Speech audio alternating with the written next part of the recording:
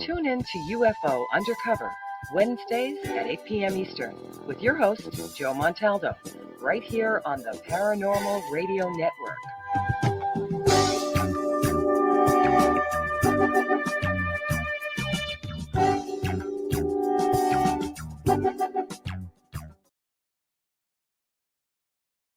I had enough.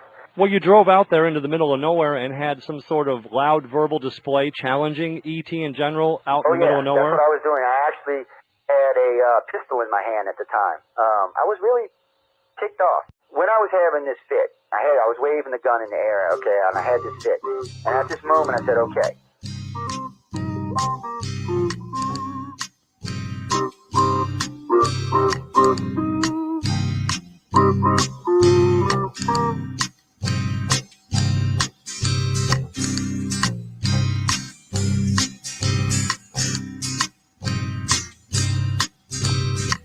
He was a Louisiana man named Montaldo.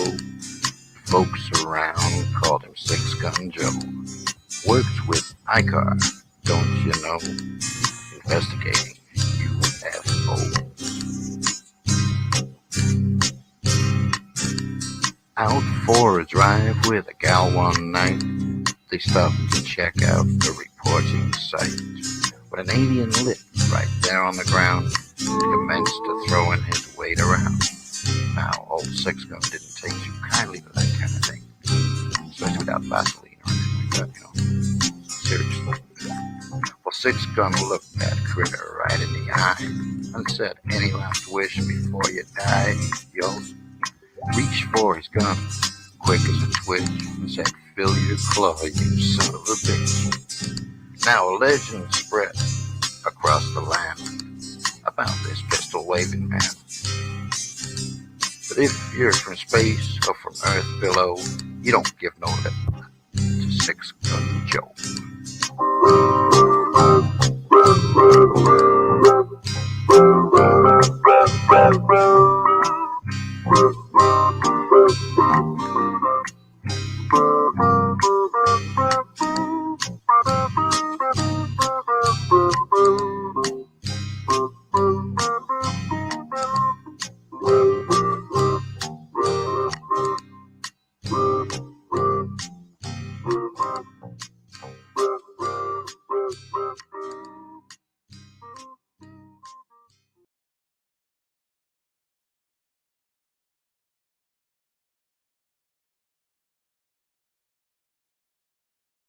Welcome to UFO Undercover, with your host, Joe Montaldo. Wow, I haven't heard them in that order in a long time. Hello, everyone. I hope everyone's having a great morning, great afternoon, great evening, wherever you are on our big, beautiful blue planet. Let me grab a sip. Barks root beer. I don't know if y'all can get that around the country, but it's really good root beer. Really good stuff to drink and share with your friends and loved ones. For anybody who writes me, know I'm not wearing a tie tonight. It's hot in the studio. I got to bring in a new unit, so that's as best as y'all getting. We're going to have a special guest on tonight, Trish Mo. She is one of the hosts on the network. She hosts with Chasing Prophecy with Ginny and Jason and Sean. So you can catch them there every Tuesday. They are, 8 to 10 p.m. They follow Discovery Paranormal with Michael Angley. And, of course, Sean Kelly wraps up the night with Into the Night. He wraps it up for the evening after Chasing Prophecy. So, but you can catch her there. And then she hosts her own show on Mondays called The Missing Peace. Very interesting. She's been having some interesting shows, I got to say. It's a new show. It's only been around now. I think it's 4 episodes in now, 4 or 5. I think it's 4. I think this will be the 5th one coming up this week. So be sure to check in. She does some with herself, some with guests. It's a mix. So come by and check out and see what you think about it. She'll be joining us in a little while. I know she's getting on her way from work, so it's a little early around the country. It's 6 o'clock my time, which is Central Time, which is early. And, of course, for our California people, it's only 4 o'clock in the afternoon. East Coast a little bit later. It's 7 o'clock. So for y'all out there on the East Coast, nice. Welcome to the show. Thank you, Ginger. Yeah, I know it's been a while since I've been live. Well, the thing about it is, if you're an old listener, you'll know if I'm live or not because you'll know all the shows. But if you're a new listener, you won't. The audio quality is too good. We don't date the show, so you never know who's going to be on.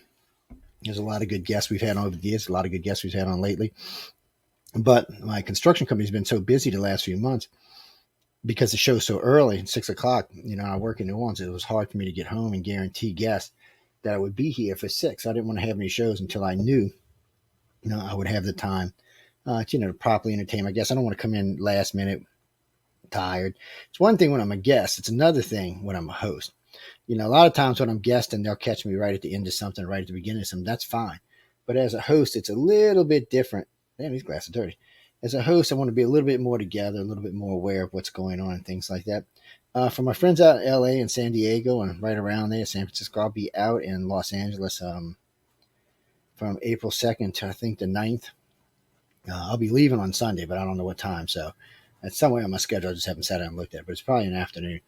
But I'll probably be too busy on Sundays to meet with anybody. But, if y'all want to catch up with me on Saturday or any other days during the week while I'm working the press down there, if you want to come help work press, y'all all know how to get in touch with me. If you're close enough to me, you got my phone number. And if you just want to get involved and you know me pretty well, you've got my email. So either way, you can get in touch with me like that. I'm not giving my email out over there. Well, I've got 2 emails that I primarily use. The iCar email, everybody and mama should have. My other email, some people have. It's just how it goes. But we're going to be talking about a lot of weird different things tonight and stuff that's been going on. And just generally, if somebody sent me a thing about the volcano from last year in 2021 about how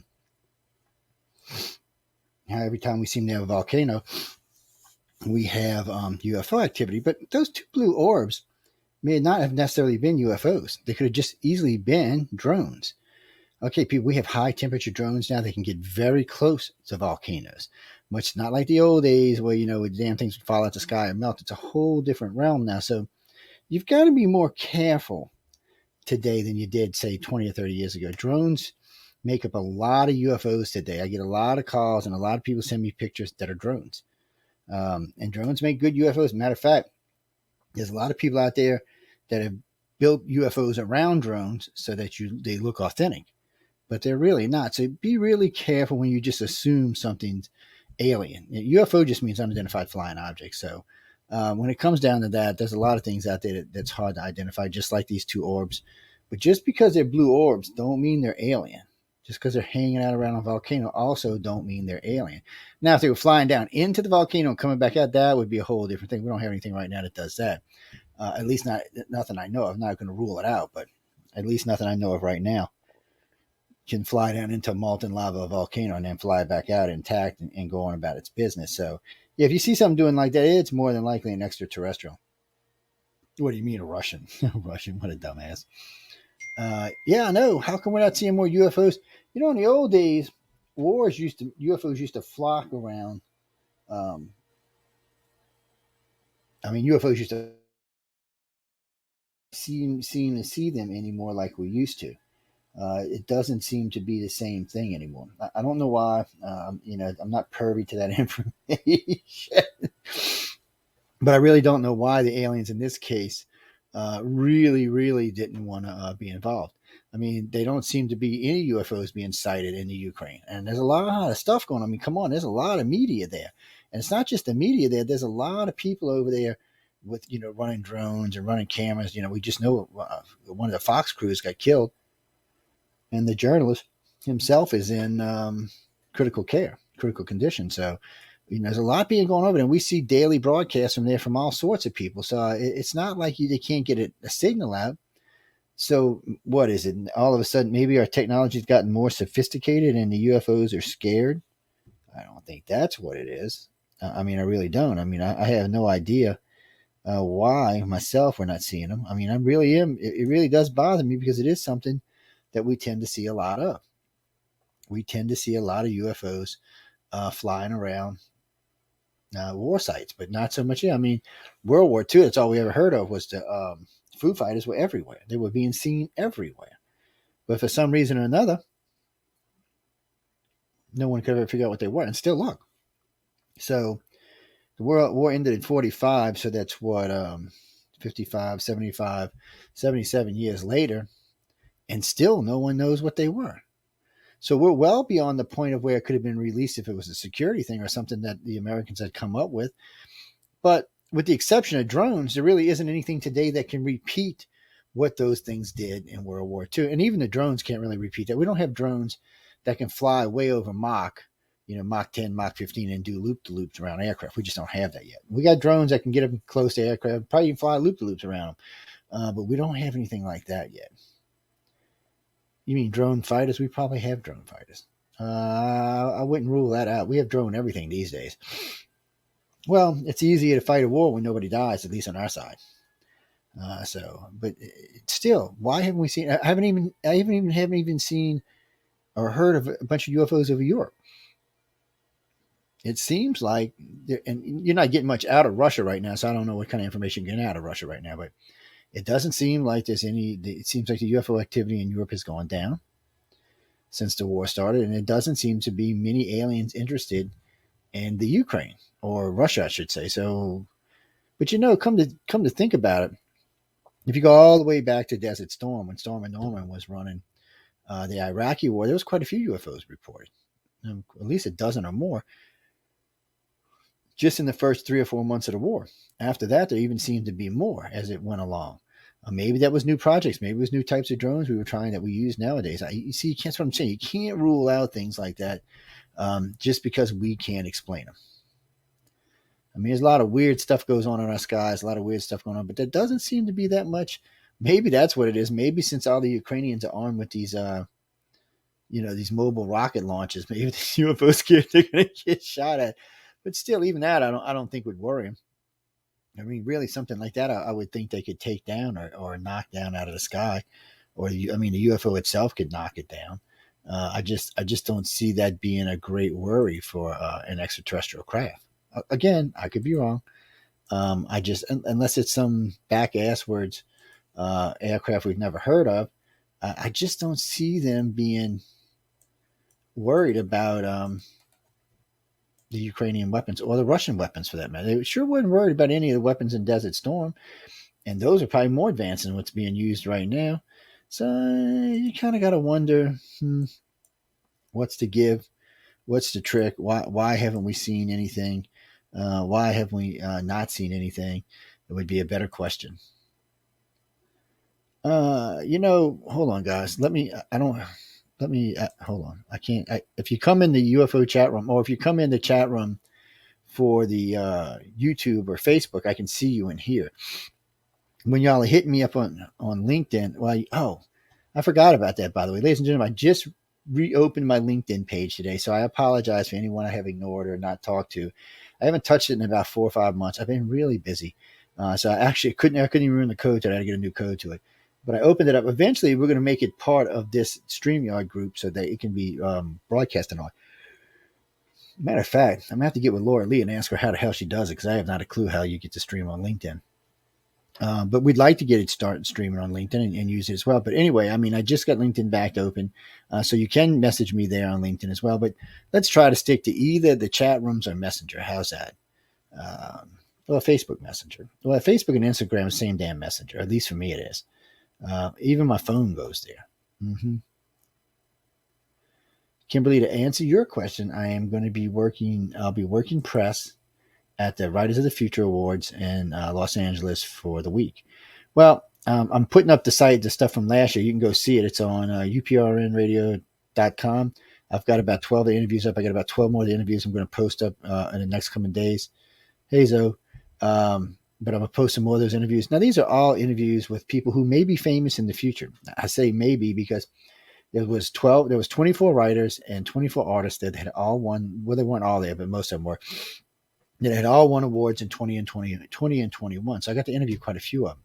A lot of these stories are really good. A lot of these people are definitely future sci-fi writers and future artists and sci-fi and other things for that matter. Digital art and stuff like that. So you'll probably see a lot of their work in the future. And to me, it's nice. First off, I get to meet these people who may be famous writers in the future. At least, some of them will make it. Some of them will definitely get stuff published in writing and authors, but a lot of them may get stuff published in the television or the video world or the TV world. And remember, TV is different now. when you were just going for the networks, it was hard to get a series going. But now, come on, we have the internet screwed regular. I don't even have cable TV anymore. I got rid of it. I got more television stations than cable could ever offer me. And I got everything cable. I have everything I had on cable. I have either through Vizio or Roku, plus another 4,000 or 5,000 on top of it. It's ridiculous the amount of TV they have. And then the paid stuff I have. I have HBO and Cinema. Well, it's HBO and Showtime and Disney Plus and Hulu and Netflix and Prime. And still that only comes up to about $60 compared to the $400 cable bill I used to have. And that's not even including the internet, which was internet's a little expensive, but for here it's because it's for the station. But still, it's crazy. Christopher. No, that's where I'll be. I'll be there all week. Y'all can stop by and see me. I'm pretty sure they're going to do it at the Roosevelt Hotel. That's where they usually do it. If it changes, I'll post it. But, well, it depends what time you show up at the Roosevelt. Sometimes they just let anybody in. It's after I think 7 or 8 o'clock. You got to know somebody in the hotel to come in, unless it's like they're doing something special or something. Yeah, well, they protect their guests, Yes. So you've been there before. Okay, I got you, Josh. Yeah, you're right. It's not cheap. Last time I bought a White Russian there last year, it was $20 plus the tip, so $21. Yeah, for White Russian. Yeah, come on, $21. I go get some. Anyway, we're not even going to go there. Oh, thank you. That's in my studio. There's all kind of stuff in there. Just mismatched. We've got all the great philosophers' books right here, and of course you can see the skull. I actually can't see the skull because the mic's in the way, but there he is. It's also a Battle Crown hidden up there from Riders of the Future last year's event. I know. This was sent to me by. This is Battlefield Earth. This was a rendition done. This is the 89th one done. It's definitely a collector's item. It's quite expensive. It was very nice. This is just a local picture of the swamp, a steamship run aground, just kind of melting away. This was an award that we gave to L. Ron Hubbard on his birthday, which was March 13th. And then just other stuff. This is back here is, Alpha, Foxtrot, Charlie. That's all behind me. And there's other stuff back there too. Y'all can't see, but it's a great setup, and I enjoyed it. People get to see some of the stuff that I like, other than, just. I could do a green screen like everybody else does, but I figure why? I got a lot of great art back there, and there's other stuff in the studio you can't even see. I set up the studio so if any angle I'm sitting in, if I want to do a show, there's something nice behind me or something cute behind me or decent. And thanks for noticing, Zoe. Jimmy. Oh, Jimmy Reed. Sorry, yeah, I know who you are. Sorry.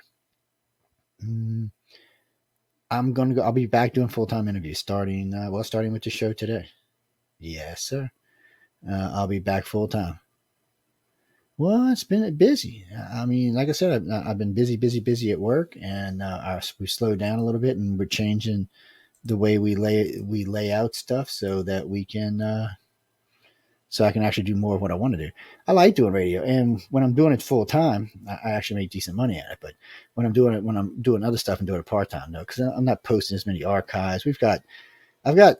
On some of my sites, I've got up to 10,000 archives out there. It's over 20,000 hours of research. More than that. It's probably closer to 25,000 hours because a lot of those shows are 3 hours. It's crazy amount of research, and that's just a tip of the iceberg. I've got probably another 80 or 90,000 on my computer. At one time we had up almost 100,000 videos, but we took them down. Yeah, now we're putting them back up again, slowly but surely. It takes some time. It definitely takes some time to get them up. My favorite UFO sighting. Ooh, I don't know. That's a tough one. Let's see. We've got the one in New York, where the ambassador and the two CIA service guys see him taking the woman out the building. That was interesting. We got the Mexico City sighting where over 1 million people saw it and lasted for almost 24 hours. We've got the Phoenix, Arizona sighting, which was a good sighting. It was a few hours long, and quite a few people saw it. So, those are all great. I don't know. There's other ones out there besides that. Personal sightings? Oh, that's different. Personal sightings would probably have to be in Navarre Beach, Florida. We've seen some hairy, scary stuff down there. We've seen stuff on the ground. We've seen stuff in the skies. And what's great about we've brought groups down there and saw it. Yeah, it wasn't just us. I mean, my wife and I have gone down there and seen some really crazy stuff down there and been exposed to some crazy stuff down there. But we've actually brought groups. The biggest group we ever brought, I think, was 15 or 16 people, and they all saw something, everybody. And then we brought a group right after that with about 8 or 9 people, and we actually watched abductions happen on the beach. All of us, the whole group did. It's very strange. Hold on, let me take a sip of this. It got by the media and by the ufology, it got marked as this surfing aliens, which was my bad. So we're all sitting in this tent thing on the beach that we brought with us, and there's people all around us. I mean, this is midnight, 1 o'clock in the morning. This is right outside of Pensacola Beach. It's between Pensacola and Navarre Beach. There's a beautiful park out there, and it's a great place to go hang out. And hold on, Trish, I'll bring you up a sec. And it was just a great place to go hang out. So we knew there was a lot of activity there. So what we did is we brought about 5 or 6 or 7, I think it was 7 or 8 people with us. And we were sitting in this tent watching. Like I said, it was people all around us doing all sorts of things that y'all don't want to know about. Trust me. I mean, I'm not kidding you. There was things going on that y'all don't want to know about. So we're sitting there for a while, and it started getting quieter, and everybody was settling down, pairing up, or doing whatever they were doing on the beach. And then you seen way out 75, 80 yards out in the water, you seen what looked to be like little spots of white light opening up and then closing. And then you notice as it got closer, you seen a gray who was 5, 6 feet tall. He seemed to be hovering on top of the wave, and it was making like a white cap on top of the wave. So it looked, we said it looked like he was surfing the wave. They weren't actually touching the wave though. They were definitely, air was above it. They came all the way in. They started taking people. And at first people were very like, and then everybody just kind of, like the whole area just calmed down at one time. It was really weird. I don't know what the hell he did. And they took all these people, and then you couldn't find anybody on the beach. We must have walked 3 miles in each direction. Nobody. And there's cars in all the parking lots. Nobody to be seen. This is how we found out about these places.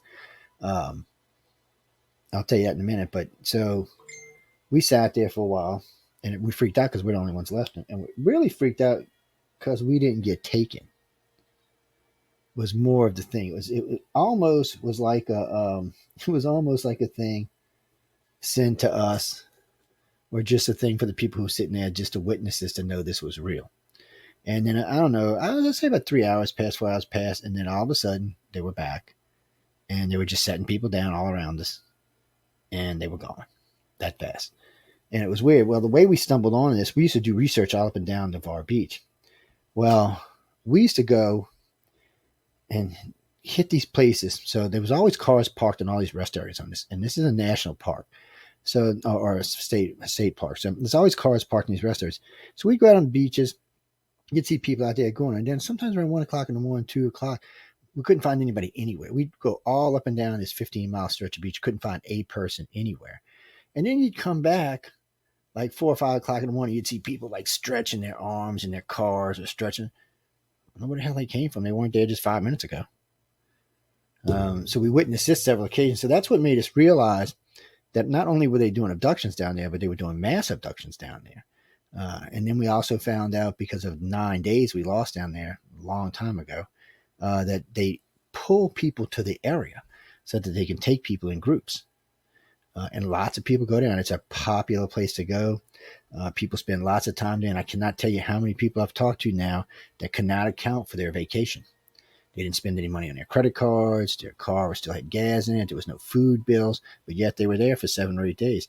No one seen them come and go out their hotel, but yet they were there for 7 or 8 days. It's crazy stuff. Makes you go, what the hell, man? But anyway, hello, Trish. How are you? Oh, she got her mic off. Hello, Trish. How are you? I'm good. Sorry. I'm glad you're good. There's probably a really big glare here. No, yeah, you look good. I don't see any light. Here. Yeah, it's not glaring out. I think the picture on top of you makes it stop, or maybe that's just a UFO on top of you makes it stop. Okay, never mind. If I'm looking at the picture, I'm talking about this glare up here. That's not from her. That's actually from the picture. I'm glitching already. No glitching allowed. Hey, I hear one of my puppies over there. Oh, my puppy. It's, Yeah. he's the warning. He's saying the gray is here. It's the automatic gray warning, people. Sooner or later, mine say, "Oh, that's right. They can't hear. My speakers are off." See, mine would have heard that. Would have been a quartet going after that. They'd have been singing to each other. They would have definitely been swinging. Sorry. No, that's okay. Don't worry about that. Mine do it all the time. My two that passed, Charlie, he thought he was supposed to be on the radio. He'd come get up here and stand up, put his chest out, howl at the radio and shit. I'm like, "What are you doing, dog?" And Max, he'd just come get up and lay on top of the keyboard like a cat and said, "I'm here. I'm here comes for the on TV." a lot, especially when it was interesting last night on Chasing Prophecy. It's interesting because Thor is a Bengal, so he's from Egypt. You know, they were crossbred from Egypt originally, and we were talking about the Egyptian history. So that's one of the few that he's ever came and sat on my lap. He's like, "Hey, you're talking about my ancestors. Let's have a chit chat here." Yeah, well, dogs are weird and they're very perceptive. They're really good with moods. At least most dogs. I can't speak for all dogs, but most of the ones I've ever seen are very perceptive of their owners. Mine always know what kind of mood I'm in, so they're either on my ass or staying away from me, whichever comes first. They're supposed to know about the radio. They're learning about the radio. Let's put it that way. But see, my other two, they always knew. After a year or two, they would know what time I was going to be on. They'd come lay by the door and look at me like, "Are you off right here yet, Dad? Can we bark?" Do you think that have your dogs ever been affected by extraterrestrials? These two, I don't know, because these are very young. I mean, Lola's only 9 months, so it would be very limited experience. Fiona's a little older. She's about 2.5 years, 3 years. But Charlie and Max, Charlie would get this thing where he'd go stand and look in the corner. He'd back up. He'd go all the way to the corner, and he would back off the corner like 2 feet and just stare at it. And I'm like, "What the hell are you looking at?" And then he'd see something else, and you could see he'd cut his eyes like he saw something move. I didn't see anything moving, by the way. Obviously, he saw something moving. And then sometimes the little one would just start growling at shit. And I'm like, "What are you growling at, dog?" And he'd just start growling. I mean, he'd get furiously mad. And so I'm imagining they react to it faster than we do. Or that maybe the zones, they block themselves out, and maybe the dogs don't see them, but they definitely know they're there. They can sense them. Because I had a good friend of mine. So in cats, I was never a cat person until that's a whole other story. This house I lived in New York. But I, of course, adopted this cat named Lucy on Friday the 13th. She totally found me. I was not a cat person. I was bitten by a cat when I was little. And so she found me. It was weird how, everything happens for a reason. So just some random, I think this was back during, she's pretty old now. So Craigslist ad or something popped up of somebody giving away a free cat that they had gotten at the Humane Society. So she was already, she was like 2 years old at the time.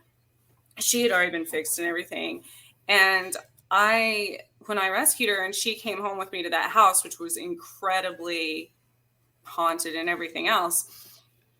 First of all, she hissed at me for forever, and she hid for the first 2 weeks. But after that, she was the best. She became like the John Wick cat, man. She's the sweetest girl, but she's like a secret ninja. I tell you, she's. I'm telling my Himalayan was like that. He was vicious. Because they see in they have ultraviolet lens. They see in different color refraction. So when it comes to spirits and aliens and things like this that are in other dimensions that the human eye can't see, cats can see that. Yeah, it's strange. That Himalayan I had was about 20 pounds. The only one that could actually like brush him or blow dry him was my wife. Everybody else he'd try to kill. He would. Oh man, look. I remember my stepdaughter was pregnant. He used to get on the refrigerator, wouldn't let her in the kitchen at night. He's like, "Yeah, it's my kitchen."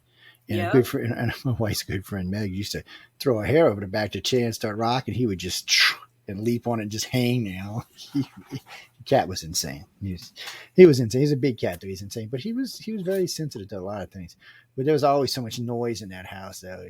No telling what was bothering, wasn't bothering. And that place, we were in Fat City at the time, which was party central of the suburbs of New Orleans. So there was a lot always going on. And then he didn't like being outside. He's a big old cat. He got outside one day. Somebody slipped out the door somehow. I come back home like 5 hours later. He's by the door. He didn't even go anywhere. He's like, this is my house. This is where I want to live. Other cats I had, they're out of here. My son's cat, it likes being outside. It's like, I'm out of here. I don't want to be with by you stupid humans. He's like, let me get away from here. But most animals I find are sensitive to things like that. As a friend of ours used to tell me all the time, they used to take her dog. I said, why do you take your dog?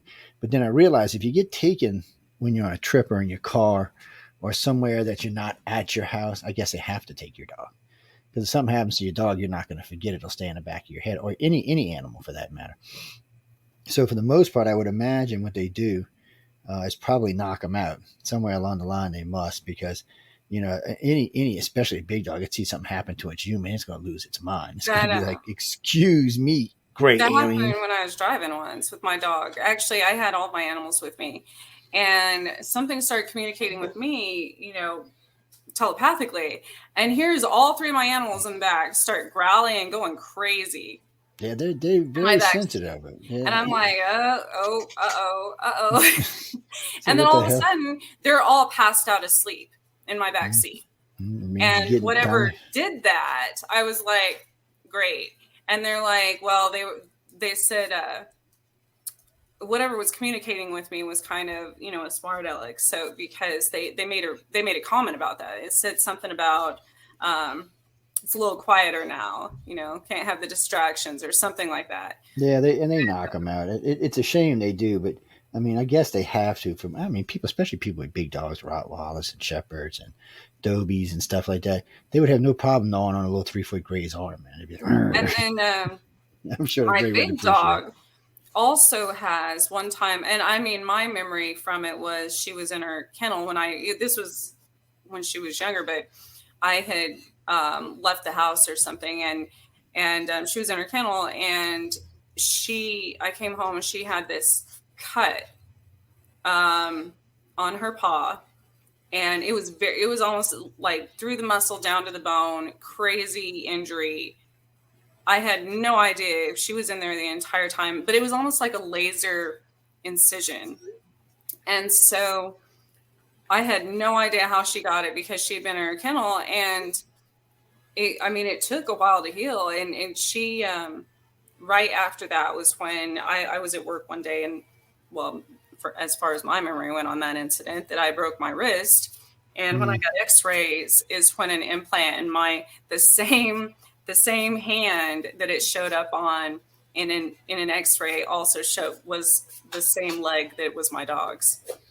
That's weird. So I was like, did they put an implant in her too? You never know about that. But you got to watch implants. Usually if it's an implant, and they might have, because government likes to do implants. Right. And that would have been, the dog, they wouldn't have healed it. That's why they would just put an implant in there and said, hey. Right. And, I try to explain this to contactees and abductees all the time. I said, when you have a mark and it's not a completely healed mark, odds are it's from the government. It's not from ET. Because ET don't even have to leave a scar. People say, what a 3-point triangles. No, ET don't have to leave that. There's no need for that. They have the ability, it's like Star Trek. They have like dermal regenerators. They can just regenerate the skin. They don't have to leave any sign of anything whatsoever. No scars, no marks, no redness, no nothing if they don't want to. Every now and then, for some reason, they leave bruises on people's arms. And you can tell a difference between if it's like somebody in the military or if it's, especially the Greys. Greys, when they grab somebody, the bruise is like about this long and about this narrow. It's not like, see, if I grab somebody, they're going to be kind of round, they're going to be ground about this big around, and I got pretty big hands. And so if I grabbed you like this, it would leave those marks of my fingertips on there. The Gray's fingertip is like this long. It's different. Their fingers are longer than ours. They're first off, you're missing. I think they're missing this. You can't tell because their hands are together, but they're missing one of the fingers that we don't have. They do have a thumb for most of them, by the way. I think it depends on the person, though, if they leave bruises, because I've it does. studied a lot on, a person that has thinner blood, any type of interdimensional, anything, travel or anything, it does something to your blood. So I think that would, some of the bruises probably don't show up until if a person bruises easily. I would assume it would be easy. Oh yeah, and you can tell with the people who bruise easy because there'll be way more bruises on them. But you got to wonder why the Greys leave them behind, because they don't have to. They could just and they would be gone. I know why the government does. They don't have a choice. There's no way for them to get rid of them. They're not quite to that technological level yet. I also think, in a lot of haunted places and stuff, dealing with spirits. I'm more of a historical medium, so I try to. I don't like lowering my vibration for the demonic type entities and stuff as much, because that's draining to a medium. So, but a lot of those places that are haunted and stuff, these things that are mimicking demons or things like that, a lot of times I think those are greys, because every time you always see this small almost like a 3-fingered scratch is like a trademark of these sites that have, and I always think and Greys do have they don't have fingernails, and they're not exactly claws, but they do have, I guess it's like a ridge that comes out at the tip, and only on 3 of them too. Yeah, it's these 3 right here, and there's a ridge. And it's always that signature 3-fingered scratch on these people. And if they can get you, if they grab you like this and you pull, it's going to leave a scratch. Again, though, they don't have to, so you got to wonder why they do that. I think a lot of times they leave the marks and stuff like that so you know something happened.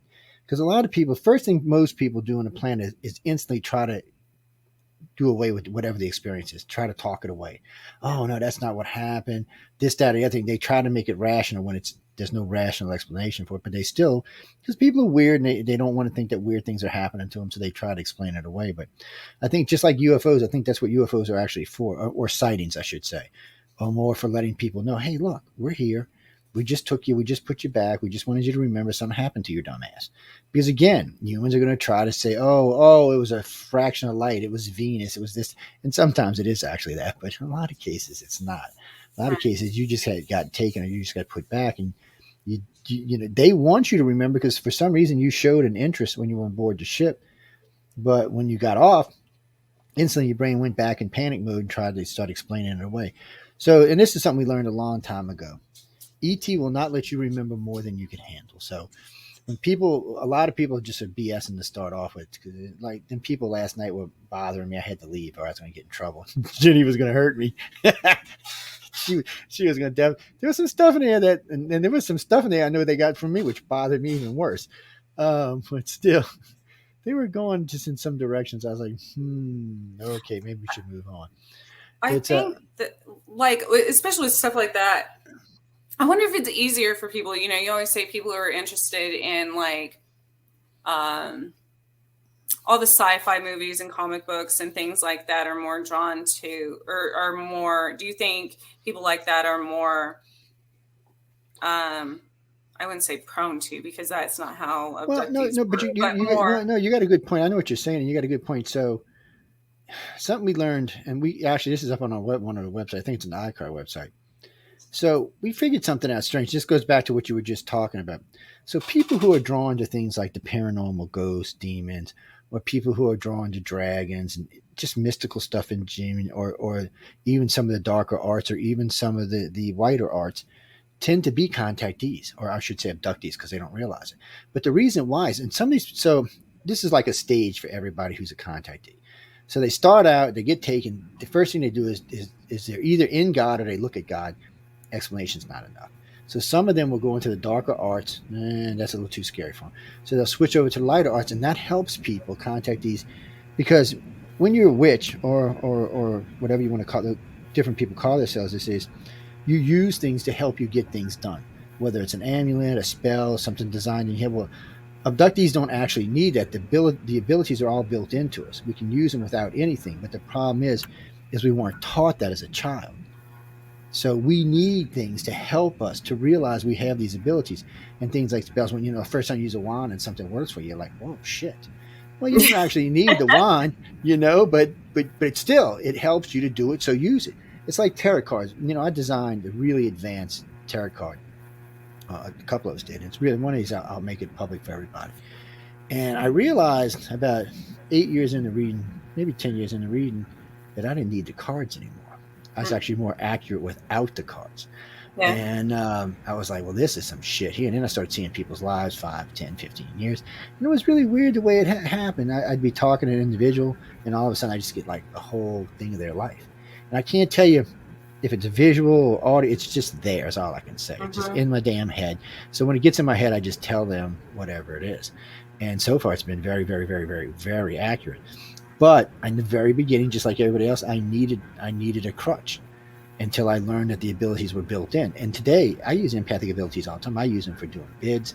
I use them for getting jobs. I use them for doing radio stuff. I use it for all sorts of stuff because now I understand that I have it and how it works. And it does save my ass on many. It actually gets me more money a lot of times than I would normally get because I can feel how far I can push an individual. So if I'm talking to someone and I'm talking prices and we're just throwing prices around, and all of a sudden I get this, oh my God, back to me, then I know, okay, we've gone beyond what the customer can handle. So then I can back myself up to right at the edge to where they're handling and where I'm happy. It works out real well, people. And it's one of the nice things about having empathic abilities. And we don't consider anyone an alien abductee or a contactee if they're not at least empathic. We expect them to be empathic and telepathic. Most when I say telepathic, though, most of the people I know can't control it in any shape, form, or fashion. But hey, it works. Sometimes they get angry and they'll send something out, or they're happy and they'll send something out, or they'll feel something. And but that also helps you if you pay attention, and you feel that and you know what happens, you can do it. So it's one of the reasons I don't pick on people who are into magic, because I was there at one time. I mean, I studied with Crowley's grandson, and my wife studied with Gavin and Yvonne. We were some pretty heavy hitters, but I think as far as, what started happening with me, as far as the pagan side of it and why I went that route is because it's a good route to go, learn. No, it came to me naturally, but all of these, I got Lyme disease and I was really sick, and I was dying. And so in that situation, working with other elements, plants and water and things like that absolutely helped me, because I, at that time, absolutely didn't have the strength myself without the outside help of other elements, to do it myself. And so all of these different, gods and goddesses and all kinds of things, even plants and what they were used for, that I had never heard of in my entire life, that I had never studied, that I had never, started coming into my life. And so that was interesting to me. It wasn't about spell work or anything else. Now, I 100% believe in those instances when to raise your vibration, or if you're sick or things like that. All spells are an affirmation, basically. And so when I'm trying to improve my self-discipline or reach a goal, things like that, especially when it has to do with fitness or business related, being an entrepreneur, I absolutely have these affirmations and things like that, which some people might consider a spell, but that's no different than people, like Christians praying, things like that. That's an affirmation. You're putting that energy out there into the world. It's the same as a thought, being positive or negative, to help with whatever. And you're right. Yes, essentially it is just confirming what you're trying to, tell your subconscious. See, in that I was lucky, because my grandmother was very religious, but she was also into the cards and a lot of other things. So, and she, her and my mom used to drive me crazy. The phone would ring. They knew who it was every time. Somebody knocked on the door. They knew who it was every time. Mm-hmm. Oh, and I'd say something. Oh, no, that's not where you were. I'm like, that's where I was. Oh, no, that was not. Are you going to tell me the truth now? And I was like, no. And then my grandma, do you know you're lying? And I'm like, Jesus Christ. Yes. And you couldn't lie to any of them. This is why I'm single. I mean, seriously, because Because it makes it hard. And then it's like my wife, sometimes we'll be driving along. She just start telling me, I'm like, get out of my fucking head. She just gets up in there. I'm like, get out. Eviction. Zoe, to answer your question, implants are used for a lot of things by the government, especially. They use them mainly to track us and monitor us, to know where we are, to what we're up to, keeping it down. But the tracking device they put in us is not so much to know that Trish is at home. It's to know when they take Trish, when she goes off the screen. So what happens is when you get taken and you have a government implant, the implant goes dead. They know you've been taken. So it's a good chance when they put your ass back, if you got any knowledge, you're going to probably come mill at you. It's just one of them things. It's one of the reasons when I meet abductees and contactees for the first time, not on air or on the radio or on the internet, I always tell them the same thing. Be sure you want to come out. I said, because if you come out and you have interesting knowledge, it's a 90% chance you're going to get mill-apped. Because they're looking like just we are. People think the government knows everything. The government does not know everything. ET's not sharing any more with them than they share with any of the rest of us. They don't look. Do you think they trust Putin? Give me a break. He's over there storming around. You think if he didn't have alien technology, he wouldn't be freaking using it? He's getting his ass kicked in the Ukraine. Same thing with us. If we had alien technology, you wouldn't think we'd be using it. And there's a way to know where the world is on telepathic ability. So empathically, we're probably 25 or 30%. Telepathically, maybe 15%. Telekinesis, it's got to be less than 1.0% or something, because, and I can tell you why, because no president or no leader has just dropped dead from an aneurysm or a heart attack in the blue. Because just think if Trump would have had access to someone who could just squeeze an artery in your head and kill you, or squeeze an artery in your chest and kill you with nothing left behind it. It would look completely natural. I can tell you, Hillary would have been dead. Angela Merkel would have been dead. Putin would have been dead. Xi Jinping would have been. There have been a lot of people dropped dead in them 4 years. But it doesn't happen. And people tell me, oh, that's because they can shield it. No, it's not because they can shield it, because any really good telekinesis could go past a telepath. That means their abilities would be that much better. If you're going to have telekinesis, you've already maxed out your telepathy. You'll have to be, with the empathic and telepathic abilities, will have to be way up to scale for you to even understand how to work it. I've only ever met very few people that could do it, and it's usually mostly limited. Go ahead, Trish. Oh, I was going to say on that note, I think that's why because I've met people that have amazing abilities, and they have no idea the extent of what their abilities could be. But I think that's why on those specific cases, they don't let those ones, remember things ever, because if they remembered what they could do or what they were capable of, yeah, they'd probably, I don't know. Who knows what destruction could come of that? You know what I mean? Not even intentionally. Yeah. See, and that's the thing. So many people have no idea what gifts they got or how to use them, and that's what makes it more dangerous. Because if somebody has a conniption fit, and don't realize it, they could accidentally do some serious damage. So I have no idea what's going on with that. We're moving that way slowly but surely. In another 500,000 years, a good chunk of this planet will be telepathic, but. People ask me all the time, or people tell me all the time, everybody's got it. I'm like, really? Prove it to me. And they're like, no, Joe, you're wrong. I said, I'll prove it to me. I said, because I can prove to you they don't have it. So prove to me that they do. And the way you can prove this is easy, people. Anybody can do this. And this makes people really crazy when I do this. But you can go to any mall, or anywhere for that matter, bring just 2 cards with you, blue and a red, a yellow and a green. Doesn't matter what color they are. And just tell people we're checking for psychic abilities. Now, you'll be surprised how many people will stop to see if they got psychic abilities. And you look at them and you put the 2 cards down and say, left and right, which one's which? Now, this is a 50-50 chance you're going to get this right. Remember this, people. Red, and if you get the right one right, the left one's automatically right. All right? So if you get the red one, the yellow one's on the other card. Less than 50% of the people even get 1 card right. Less than 50%. And what we do is when somebody gets them right like 2 or 3 times, then we'll add 4 or 5 more cards. And then if they can go through the cards, then you got at least a decent telepath.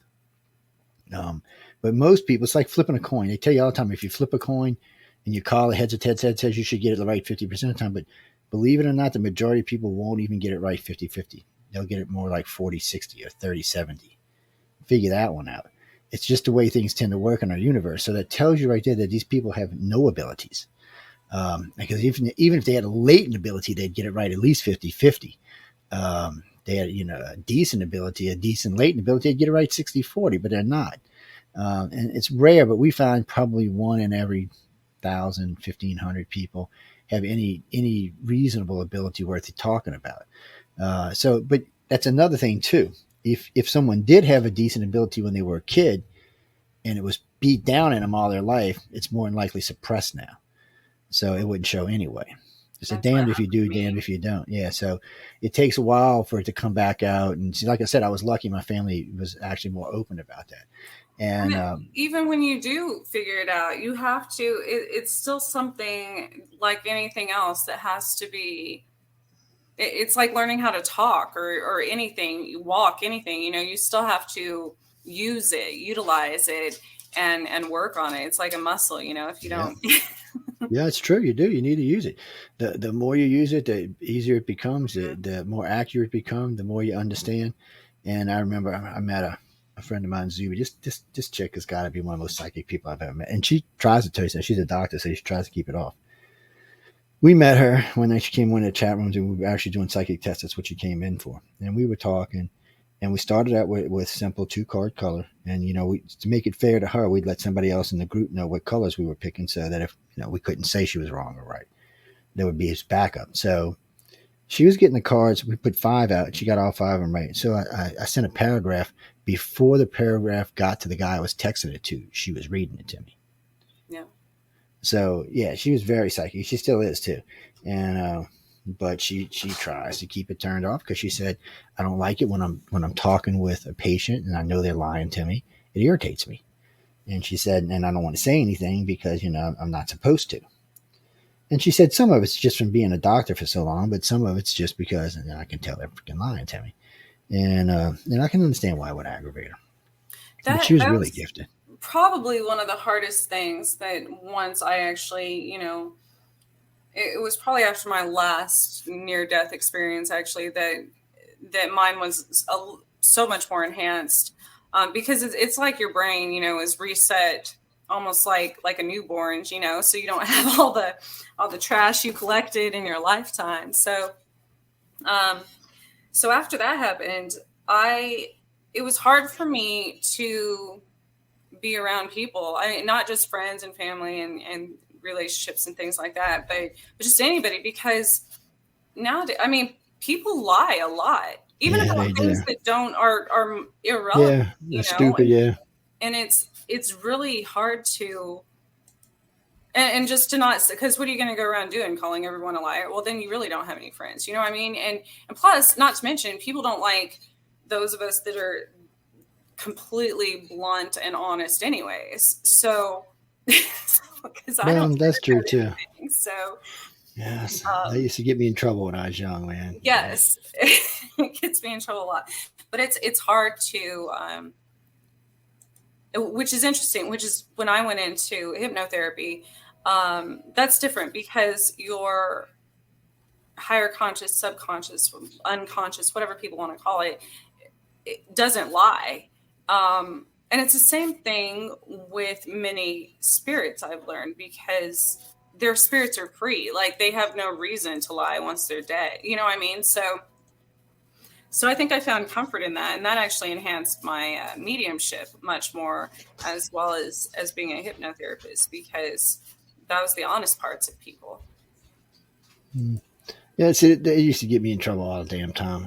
I'd meet people and they'd be telling me something. I'd look at them, you've been lying to me. They're like, no, I'm not, Senora, stop lying to me. Or, knowing someone's intentions before they even get to open their mouth up. Yes. That gets me in trouble all the time. That's a big one, too. That still gets me in trouble. I'll look at somebody and say, get out of here. I know what you want. Oh, you can't possibly. I say, I know what you want. You want me to tell you what you want? And they're like, how'd you know that? I'm like, yeah, that's how I knew that. And then, okay, well, leave me alone because it's not going to happen. It's, it's just crazy stuff. Come here, you little demon. And my facial expressions, like, even if I'm not saying what I already know, what I'm thinking, my facial expressions get me in trouble. Mine do too. I have such, I've got that RBF, and but if I have very animated facial expressions, so I try when I'm on radio nowadays, especially since, see, in the old days it didn't matter because we didn't have video, so I could be making all kind of faces. Now I'm just kind of straight faced. One lady said, "You don't really express much emotion," and I don't want to tell her why, because I was thinking the whole time you're lying to me, but I'm not going to say nothing. Just gonna let you go ahead and talk. And it is kind of crazy. Bruce, no, really, no, the government does implant you. That's the way they track you. Yeah, the ETs can track you basically via your blood or whatever it is. Somehow or another, they can track you. I think there's a way they can keep a lock on your brain or your brain waves or something. They don't need fingerprints or any of that stuff. They know where you are. I know they know where their contactees are. And they don't need. We all have like an energetic signature. Yeah. Almost like, I mean, if you think of DNA, yes, it's like that. But if you think in the whole, matrix system, we all have a specific, almost like a fingerprint, but it's our energy. It is, and we all have a form of energy out there. I mean, I know if you've ever watched those people who take those aurora pictures, or whatever they call them. That ain't even what they call them. Well, yeah, it is what they call them. Aura? Yeah, aura pictures. I said aurora, didn't I? I said aura pictures, yeah. It's like there's two different, yeah. Yeah, it's entirely two different things, by the way, people. Just in case y'all didn't know. Aurora is the thing in the sky. Aura is the thing around you. Just so you know. A lot of people can some people can actually see them without the camera, but some people are very gifted when they take them with the camera, and they can tell you a lot. But I mean, if you can see it on the camera, I mean, you could probably work it out for yourself. I mean, if the thing comes out black, you might want to go get hospital checked in to see what's up. Different colors mean different things, but it's and I've seen a lot of them over the years. I was in Sedona for a while, and everybody and their mama took them down there. Let me take your raw picture. It's funny. I had 5 different people taking 5 different colors come up. And the lady said, "I wonder why that is." I said, "Because you catching me at whatever personality I happen to be using at the time." I was here now. I'm in your head again because I was you're in mine. One of the two. I was about to say there are certain people that there's some people I when I've fasted and during certain moon phases and stuff in the Veil Center, I can see people's auras, but not all the time. But it's interesting because some people have the same color all the time, and that rarely fluctuates unless, something drastic changes in their lives. But then you see these people with like a rainbow type. I don't know how to explain it. Like it changes like a chameleon. Which is really interesting. And especially if someone can manipulate that, because your aura has to do obviously with your chakras, and your chakras are the energetic, have to do with everything, the way your body operates, all of your organs and everything. So it's interesting if a person is able to control that and manipulate it to benefit them and their health in a way, and to adjust depending on the energy they're around, is fascinating. It's very hard to do. It is. It's a very strange thing to do. And it's hard to do. It's, because a lot of people don't realize it, but their personalities tend to change when they're with other people. Uh-oh. Somebody said hello. It's I'm gonna have to get on YouTube. YouTube's about to drive me to drinking. I can already tell. Them people over there are nuts. But it does. It makes a difference in your personalities, and when you're in a certain mood or a certain way, you may different colors may come up. It's not a sure plan that you're going to get the same color every time. Even though a friend of mine, every time he gets his done, it's always purple. I'm like, yeah. I said he's the most mellow person I know on the planet. Purple's. He's like, oh, crown chakra. You have a lot of control over your emotions. Yeah, he's he likes being purple too. I'm like, yeah, I bet you do. Hey Jay, what's up, babe? It's but it is weird how people change personalities and change colors. And I got one friend of mine. He picks on me all the time. I pick on him all the time, really. His wife's got like 40 of them. I'm like, dude, which one's there today? I'm not coming over. Such and such is there. He's like, oh man. But it's and it happens to everybody. It's male and female. It's not just a girl thing or a guy thing. It just happens. Ginger, wait, what? You mean the different colors? Actually, there's a guide on the internet for that tells you what aura colors are what. I mean, you can go by what you think about it. But still, there's a guide that'll basically give you a breakdown of it. And you can actually, you know, I've taught a lot of people to do it themselves. If you actually, you have to, you can start just, you know, holding your hand out or something, but it has to be against something like a solid color that's not in the aura realm. So like, well, white's not really good, but like a gray or something. And there's ways you can focus and see your own aura. It's yeah, I guess you could. Well, you know, somebody said you can see them when you look in a mirror sometimes a certain way, or a certain type of Oh piece no, of crystal I you don't can trust see. mirrors. I don't either, because mirrors reflect a lot of things. A Uh-uh. lot of things get up in mirrors, so we just leave them alone. Man, I tell people this all the time. I'm like, of all the things, even like paranormal investigators and stuff I meet all the time, it's funny to me that they don't think about this because I'm like, oh yeah, I will not look in a public mirror, like in a, you know, in a public restroom or something. Oh no. You know, I mean, eyes are the windows to the soul. So like, I'm not. Yeah, and you know, it's a good friend of mine. He still does it. He considers himself a warlock, but he I was and he, just gonna say, yes, warlocks, they can leave energy on those things too. well, what he does is anytime he gets a new mirror in his house, or when his old lady buys a new one, or whoever gets one, he goes and scratches the corner of the stuff off the back of it, so it's translucent, so it has whatever's in it has a way of escaping. Yeah. Besides going into you, it has another way out. I was like, well, that's interesting. I guess you could do that. And this goes back, I mean, thousands of years as far as mirrors go. There's in every religion, culture, civilization, there's 8 fairy tales. You know, you always have the magic mirror, and even people from 1800s that used to cover the mirrors during the plagues and stuff. If someone in the room was sick because they didn't want their soul getting trapped. There's reasons. There's a basis behind all of these stories. You know, there's always some truth. Yeah, there's always some truth to a lot of those stories. Well, it's like the guy who always talks about using a unbaptized baby boy's fat to learn how to fly. You know, guys, you can buy a drone for that now. You don't have to kill anybody. Just in case you didn't know. Yeah, it's an old witches. It's an old witches. Matter of fact, one of the witch shows used it a long time ago, and then they got in trouble for it. It came out of. We found this book it was 1811. It was either 1711 or 18. It's a little red. It's about yay big, red book. It's a spell book. It's about, I think it was 300 years old. We got it. And it had some very interesting spells in it. And you could see people had used the book before. We actually got it from a library. I just gave them the money and took it. Yeah. And we didn't return it, so I just sent them the money for it. But you could see this book had been used and had been outlined, and people had drawn it and over it.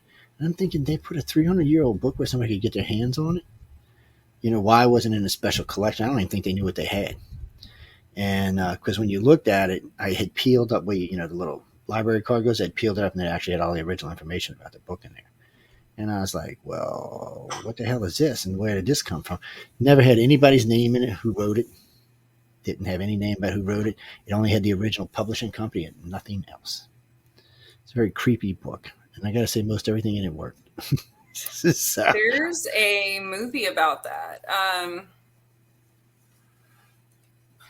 Discovery of Witches. Yeah, I think Katrina got it, but it's I think I remember most of what was in it though. But it was just, but it's one of those things that witches believe. You know, what's meant to be or what you're meant to have will usually show up when you need it. Absolutely. And it sure the hell showed up out of nowhere when we needed it. I was like, well, that's an interesting thing to start off with, but could I find another one? I have no idea. Would I want to find another one? I have no idea. I'm not that mean anymore, people. I want to be zapping people into other dimensions. Nowadays, I just call the Grays up. Hey, Bob, how you been? Can you pick up such and such and teach them? Oh, sure, Joe, we'll do it for you this weekend. So, you know, what can be more horrible? Why call a demon when I can call an alien?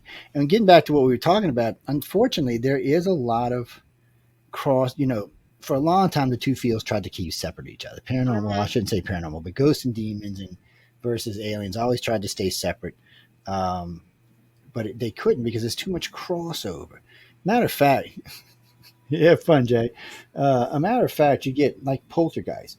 Man, I cannot tell you how many times you hear poltergeist activity in the UFO abduction. Now, maybe it's something else. Maybe it's not actually maybe it's not actually some kind of leftover energy from a demon or a ghost or something. But it's obviously something. I mean, it's stuff flying around a house, toys are running around on their own, things are breaking and shaking. It's typical poltergeist activity, but there just happens to be an alien abduction associated with it. Well, I think in my own experience when that's happened, I started correlating it with, especially when I was younger. Yes, it happened around the times that I was taken. But I think after I got older and realized what was happening, because sometimes it would a lot of times it would be after I was taken. I didn't know any of this back then. I didn't realize any of it. I hadn't remembered, and I think it was a lot of poltergeist activity come from the person living in the house or whoever lives at that residence. So they found based on the energetic signatures of it. So I think what was happening when I would be taken, it would be a suppressed emotion that I didn't know I had. And that's how it was coming out, would be in, it's the same thing if somebody holds in all of their anger emotions or whatever on somebody and then just like completely explodes on them. I think that's what was happening, but I didn't realize it, So every time I was taken and all of this poltergeist activity started happening, it was actually my energy doing that as suppressed emotions. Yeah, probably from was almost too. being traumatized. And that's a lot of stuff when you have teenagers in the house Mm-hmm. that are gifted. A lot of times you'll have that kind of shit going on. If the parent's not aware of it, there's a lot of stuff can happen out of that. I mean, you see a lot of that kind of stuff go on, and with gifted kids, or sometimes it's just a sheer amount of energy. Yeah, it was just suppressed energy. And there are other times, not 100%, if there's so many spirits around me all the time, and probably aliens and everything else, that after I was sick with Lyme disease, I forgot stuff all the time because of the white lesions in my brain. And so I'd be leaving the house and forget, maybe I left the stove on or something, forgot my keys and was going to lock myself out of the house again, or my debit card or something. Well, something around me obviously would throw my purse on the floor. So I'd remember that, or turn the sink on. So I'd go back to the kitchen and remember that. So it was actually helping me 100% in my life. So I didn't actually kill myself somehow. So that was useful. Yeah, I was very ADD when I was young too. I was always doing shit like that. Did we leave the coffee pot on? Did we leave the toaster plugged in, or the dogs wherever, cats wherever? Just used to make me crazy. The only problem was as I was on a trip and started thinking about it, well, not much you can do about it now. You're 500 miles away. But did you find that either ETs or spirits or whatever around you start helping you? Yeah, it actually seemed like when I would get aggravated enough, it would come in the back of my head. I don't know who it was, but it would come in the back of my head. I don't know if it was them or if I was just actually taking myself back telepathically and looking. But one way or another, something was letting me know, no, it was safe. You don't have to worry about it. It's not going to burn down the house. It's not going to do this. It's not going to do that. Oh, here it goes. Hold on. Let me get rid of the little one. Seeing its mama go by. You think you did, huh? You look like an alien to me. I'll tell you, that's what aliens look like, people. Y'all just don't know. That's a mini alien. Yes, that's what that is. Yes, even the Greys are scared of this little mini alien. I don't know why they are. I'm scared they're going to off a toe or something. Jimmy, you mean telepathy? Well, telepathy is used for a lot of things. Here, real quick, a quick lesson. So in the old days, Russia and the United States used to have remote viewing programs, okay? And they were using remote viewing programs to do things like find nuclear missiles or find silo bases or stuff like that. But they figured something out with remote viewing, couldn't tell them everything they needed. So they could find the location of something, but they really couldn't do anything about it. So what they started doing I think it was in 2002. It was either in 2000 or 2002, Boeing, the United States Air Force and the United States Navy came out and said they had closed their remote viewing programs and had opened up psychic ability programs. People with psychic abilities they were looking for, people could look, because psychic ability is much different than remote viewing. So a psychic ability, instead of remote viewing an area, I can get in your head and see through your eyes. So when you're walking through the hallways or you're sitting down looking at that code on the desk, I can see that. I can see the sign or where the location is. I can still see the the thing outside, but the difference is now I can go find out where I was instead of just a remote location. I can actually get a physical address. So it's a much more useful tool. But it's more so than that, because if you have a weak-minded president, like some of the ones that are running around right now, you could easily get into their heads with a telepath. Remote viewing is not going to help you do anything to get in Biden or Putin's head, but a telepath can, and give you an idea. Like right now, Putin's pushing this war. He wants to know what the limitations of the world leaders are. Well, if he can get into Putin and Egan's and a few of the others' head and Boris's head, then he's got an idea of how far he can push it. Oh, come here, you! Hold on, y'all. I gotta get the demon back. Ow! Sorry about that. Okay, the demon has returned. So you want an earbud too? You need an earbud to see what's going on here?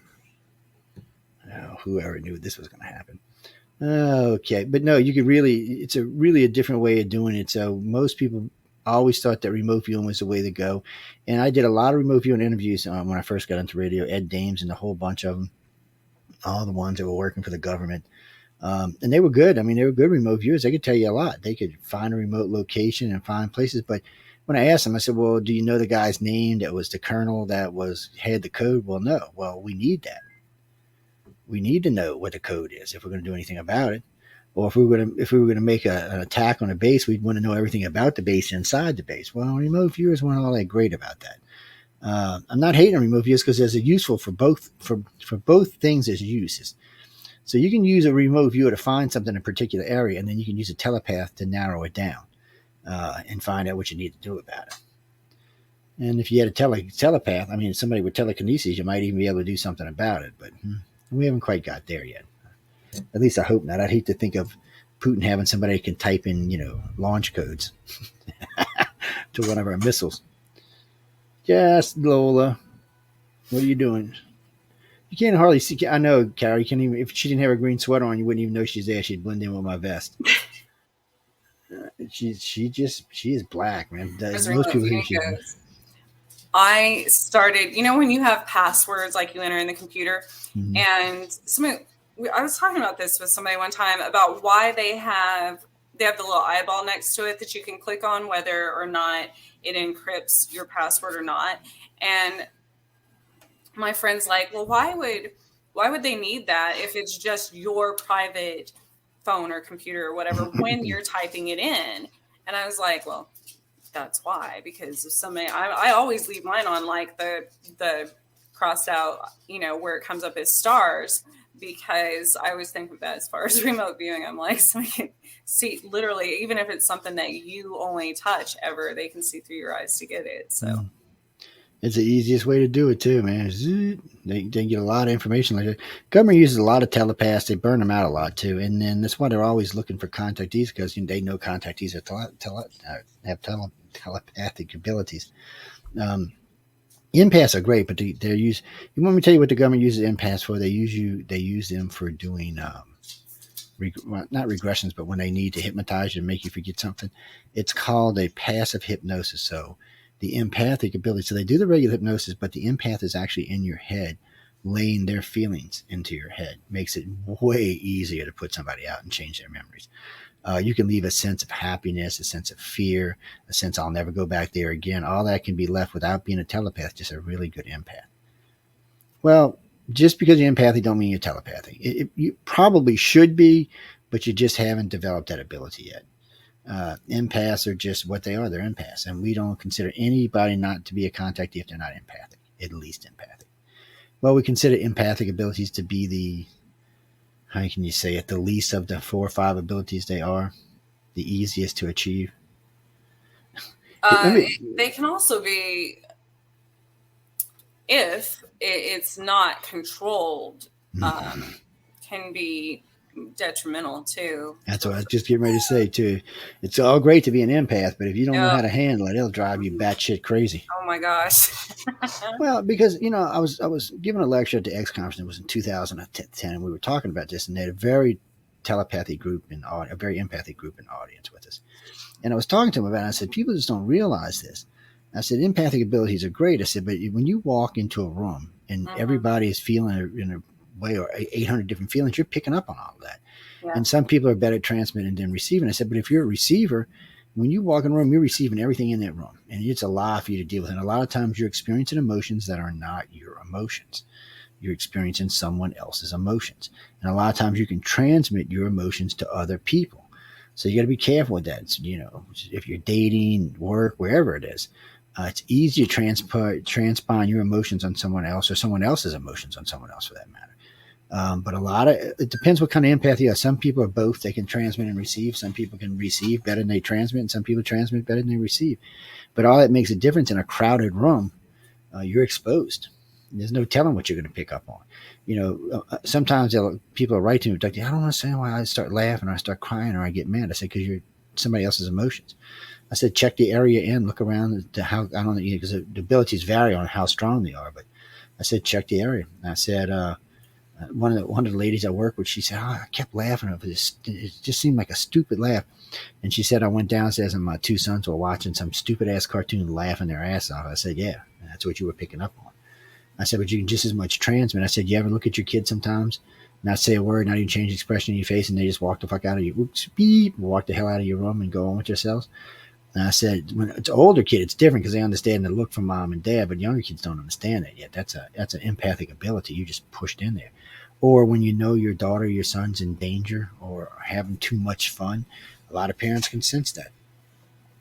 And the same as far as kids go, what's happening more and more, because kids are more, each generation is more advanced than the last. Yes. Kids now, you're seeing kids that are typically extremely happy, and then they'll go to school and all of a sudden they're suicidal or something, because they don't know how to differentiate their own feelings and emotions from something that they were absorbing from someone else. And that's not, it's very hard to teach. It's not something that it just clicks one day that, once you're old enough to understand it, but you can't teach that so much. I mean, you can, as far as spreading good. Well, you could teach it if there was enough people that actually understood it or believed in it. Yeah. It would be a good course to have online for somebody to teach how to learn how to control your empathic abilities. Because a lot of people have a hard time with it, and it does screw up a lot of people's lives. A good friend of mine, she's a transmitter, and she likes to transmit how she feels about people. Well, sometimes she thinks that's a reciprocated feeling when it's not. And then some people feel those feelings that are actually real, but don't know what to do with them. Right. They'll be like, well, I know that person's interested in me. I said, are you sure? And they're like, yeah, I'm absolutely positive. I said, well, and then they don't know what they want to do after that. That insecurity kicks in. Mm-hmm. It varies for a lot of people. There are some people who are just really good at using them. Some people can use them to their advantage quite well. Some can't. But again, we wouldn't even talk to a person and consider them to be an abductee or a contactee if they were not empathic. It's just, we expect that. And it's not hard to tell. Empaths know each other pretty easily. It's not a big thing like us bitching just a couple of weeks ago. My empathic abilities have, just before this war started, about 2 months before this war started, my empathic abilities were just going ape shit. That's sensing stuff out and irritates me. And right now it's the same way. It irritates me because I don't know if I'm aggravated because of something else, or I'm just picking up somebody else, and unfortunately my empathic abilities can have quite a long distance these days. So it's Jesus. And then all of a sudden I'll hear something or I'll see something, and then I realize, oh, well, that's what that was. Yeah. And I get that way too. For a while there, before I knew more how to control it, I couldn't even go to the zoo, for that matter, because I would be picking up on the animals, and if they were just their sadness and things like that. And so it started to get to where literally the entire world was breaking my heart, because there was so much, especially during the last few years, there's so much anger and sadness and everything. A lot. So I didn't want to be around people ever. I just wanted to be out in nature. And even then, there's certain things when it first started happening to that degree. If I could sense, a butterfly getting caught in a spider web, pretty far away from me. And, and so when things you got to like learn that, how to turn all that stuff off. That's all to go off. So it took me a while to tone that down and be able to function in society again. Otherwise, it's very difficult. Now I don't know what triggered this lately expansion, I guess we'll call it, or lack of control might be a better way of saying it, but it's just been really weird. I don't know, and I've been picking up a lot of different people, which makes me batshit crazy, like I said earlier.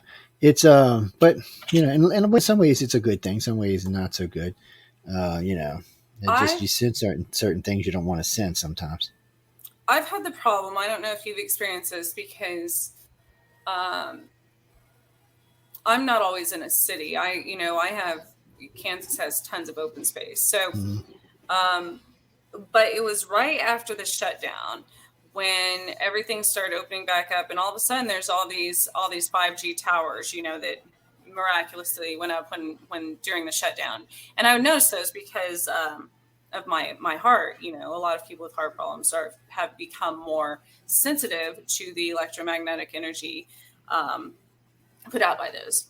But what I noticed was, since I do visit a lot of cemeteries, being a medium or a witch or whatever, there's always a tower by a cemetery, always.